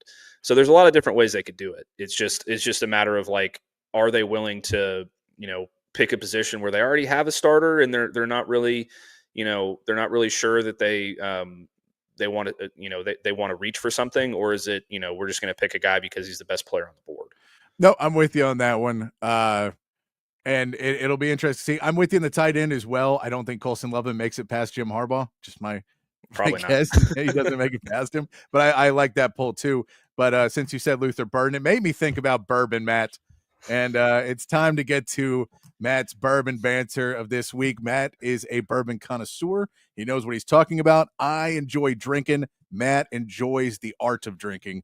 So we're going to pass it over to Matt to give you a little update or his pick for today's Matt's bourbon banter, telling you what you should be drinking this weekend. Yeah, so for today's bourbon, I decided to go with a local choice from right there in the heart of Austin, Texas. Some of you are probably thinking, Matt, they only make bourbon in Kentucky. What the hell are you talking about? Well, no, that's not necessarily true. Bourbon is made by a specific process, and there are plenty of examples of it from all over the country that are worth enjoying. My pick is my personal favorite of the bunch, which comes right from Austin, Texas. It is Still Austin. This particular one is their cask strength bourbon. It is it's a little bit spicier than you probably want, but I'll get into all that stuff in a second. First thing I want to talk about is the story of Still Austin, because I think it's really cool. It was it's a craft distillery that got started back in 2012 by a father-son team, Cleveland and Chris Seals. They broke ground in 2014, started distilling in 2017. They finally released their first bottle in 2020. They've been supplying the country with just incredible whiskey ever since. They mill, mash, distill, barrel, age, and bottle every drop of their whiskey themselves in Central Texas. 100% of their products are grown in-state by Texas farmers. No grain from any other state or country has ever been used in any of their whiskeys before. So they're really supporting the local businesses there, the local farmers and those kinds of things. They're also one of the few distilleries out there that go through the entire process from grain to glass. But that's just how dedicated they are to their product. They make really, really good stuff. At the moment, they have multiple variations of products of bourbon that you can choose, including their musician straight bourbon whiskey, which is kind of your normal everyday bourbon. They have their cask strength, which is what I'm talking about today. They also have a cask strength rye, an artist straight rye whiskey, as well as an American gin. They also release a rare stock. Recently, they released their rare stock number 3, which is an oated bourbon, which is finished in blue malted corn barrel, which I am dying to get my hands on. It's almost impossible, and you had to be there to get it. I wasn't there, so I couldn't do it. But like I said, today we're focusing on my personal favorite, the cask strength bourbon. This is one that you can find pretty much anywhere you go. It MSRP's at about $60. It's 118 proof, so you don't want to have like 6 glasses of it, or you're going to wake up and feeling bad the next day. It's aged for around 2 years, 70% white corn, 25% rye, and 5% wildfire malted barley, which sounds delicious to me. Like I said, is widely available. You're not breaking the bank for it. And we're going to talk about some stuff later in the year where we're going to break the bank for it, but that'll come later. Trust me. It's got kind of a light nose with some sweetness. Like I said last week, I'm not the guy that tastes all these different things in a bourbon. I just think it tastes good, but it may be a little caramel or vanilla in there somewhere. The taste is sweet, but the finish is also like kind of long, adds a lot of spiciness to it, to the sweetness. I also got some hints of oak in there, which I always really love. Like last week I did the double oaked, and so that's kind of the way that I like to go. But overall, and this is something new that I'm doing this week, I'm going to start giving these bourbons ratings. I'm going to rate them on a scale of 1 to 10. This one I gave a 9.1 out of 10. I'm always going to have one of these on my bar every day of the week, every week of the year. Like, it's always going to be on my bar. So yeah, that is my pick of the weekend. Go get you some Still Austin cast strength bourbon. It is absolutely delicious, and I'm going to have a couple of these while I watch the Masters tomorrow. I love it. I love it. I have been to Still here in Austin several times. I've enjoyed their drinks many, many times here in Austin. It's really good stuff. It is really good stuff. They're nice people over there too. If you ever get a chance to go over and check out the place there in St. Elmo, they have music out there sometimes, trivia, all these different events out there. It's a cool spot. So I've been there multiple times and enjoyed. I did go there one time and I was like, can I just get like a whiskey and Coke? And like, yeah, sure. It was like, it wasn't on the menu. And they're like, yeah, of course you can. We're not lunatics over here at Still. So I do appreciate, they were always awesome every time I've been out there. So yeah, I'm on board with this one, Matt. I good pick today. Thank you, sir. Yeah, and like I said, I've got another Still Austin coming later this year that we're going to talk about too. But this one is my personal favorite. So if you're a whiskey guy, I would run out and get one of these bottles as fast as you can. I like it. Let's by the way, baseball going on right now as we continue up Matt's bourbon banter. We just got a double right here for Texas as it is still tied 0-0 as that game kicked off at 5:30. So we'll get you updated on that. You know what? We didn't get to show Rodney my meathead of the day. We're just switching the meathead now to our new favorite, which is University of Miami's great meal. Oh, there it is. I still have it up. Oh, it's so great. That is the pimento cheese milkshake. Vanilla yogurt and ice cream, vanilla syrup, pimento cheese, potato chips, topped with mini pimento cheese sandwich. That right there, friends, if you drink too much still bourbon and you're feeling pretty bad and you want to purge your system, just look at this picture. That's all you have to do. I'm gonna try and get one to Matt tomorrow. We'll see if we can get Matt to make one of these and sit in his Masters party tomorrow. You know, Patrick, I was really looking forward to going to getting some Mexican food after the show. Now I'm gonna have to wait like an hour and a half, 2 hours for my stomach. Just look at it. Just look at that pimento cheese sandwich. That it doesn't feel like it's a mini pimento cheese sandwich. That feels like it's a full sandwich shoved in there, right? They say mini, so maybe that's not really in there. And then it's just a gross kind of drink, and you just have the pimento cheese sandwich on top. You're not anti-pimento cheese sandwich. No, I'm anti-pimento cheese sandwich in a dessert. In a yogurt? In a vanilla yogurt? With what appears to be chips inside there as well. Yeah, I mean, you got to have a chips with your pimento cheese sandwich, so you put it all in there. Did you see that the Wendy's is changing up the what's it, the Frosty? The Frosty? No. They're changing it up. They're adding in swirls to the Frosty now. I don't know how to feel about this. I'm assuming they're going to keep the original Frosty, so I'll be okay and get like the Frosty. I don't get them that often. I'll probably get maybe 2 a year, but they're like a nice little treat away. I always felt like they were pretty much just if you ever get the vanilla and chocolate like mix one and then you just mix it at the end, it tastes like a Frosty. That's what I always kind of figured it was. And then they made vanilla Frosties and I was like, wait, weren't they always vanilla in the Frosty anyway? It feels like that was it. Again, I'm not doing my whiskey notes here, but apparently they're going to try some different things and mix it up. I don't know. This is the thing. I'm pretty up to, I'm all about change in sports and progress in politics and life and everything. Pretty frontward leaning. Let's move to the future. And then they change the Frosty and I become a very conservative old man. Like, don't touch my sweet treats. Yeah, I'm okay with this as long as it's just like an option. and they keep the original chocolate Frosty and Yes. you can still get that, because I will never get a swirled Frosty. But as long as they keep my regular Frosty, I'll be all right. There you go. I like it. All right, we're going to wrap it up. I'll be off Monday. I'm going to Arlington to go watch AC/DC. It's a bucket list band for me. I've never seen them live. So I'm very excited to see them live on Monday night. So I'll be out for that, going to Arlington to go see that. I'll be back Tuesday. Matt's going to hold it down for us on Monday. But thank you for another great week. Matt killed it all week long.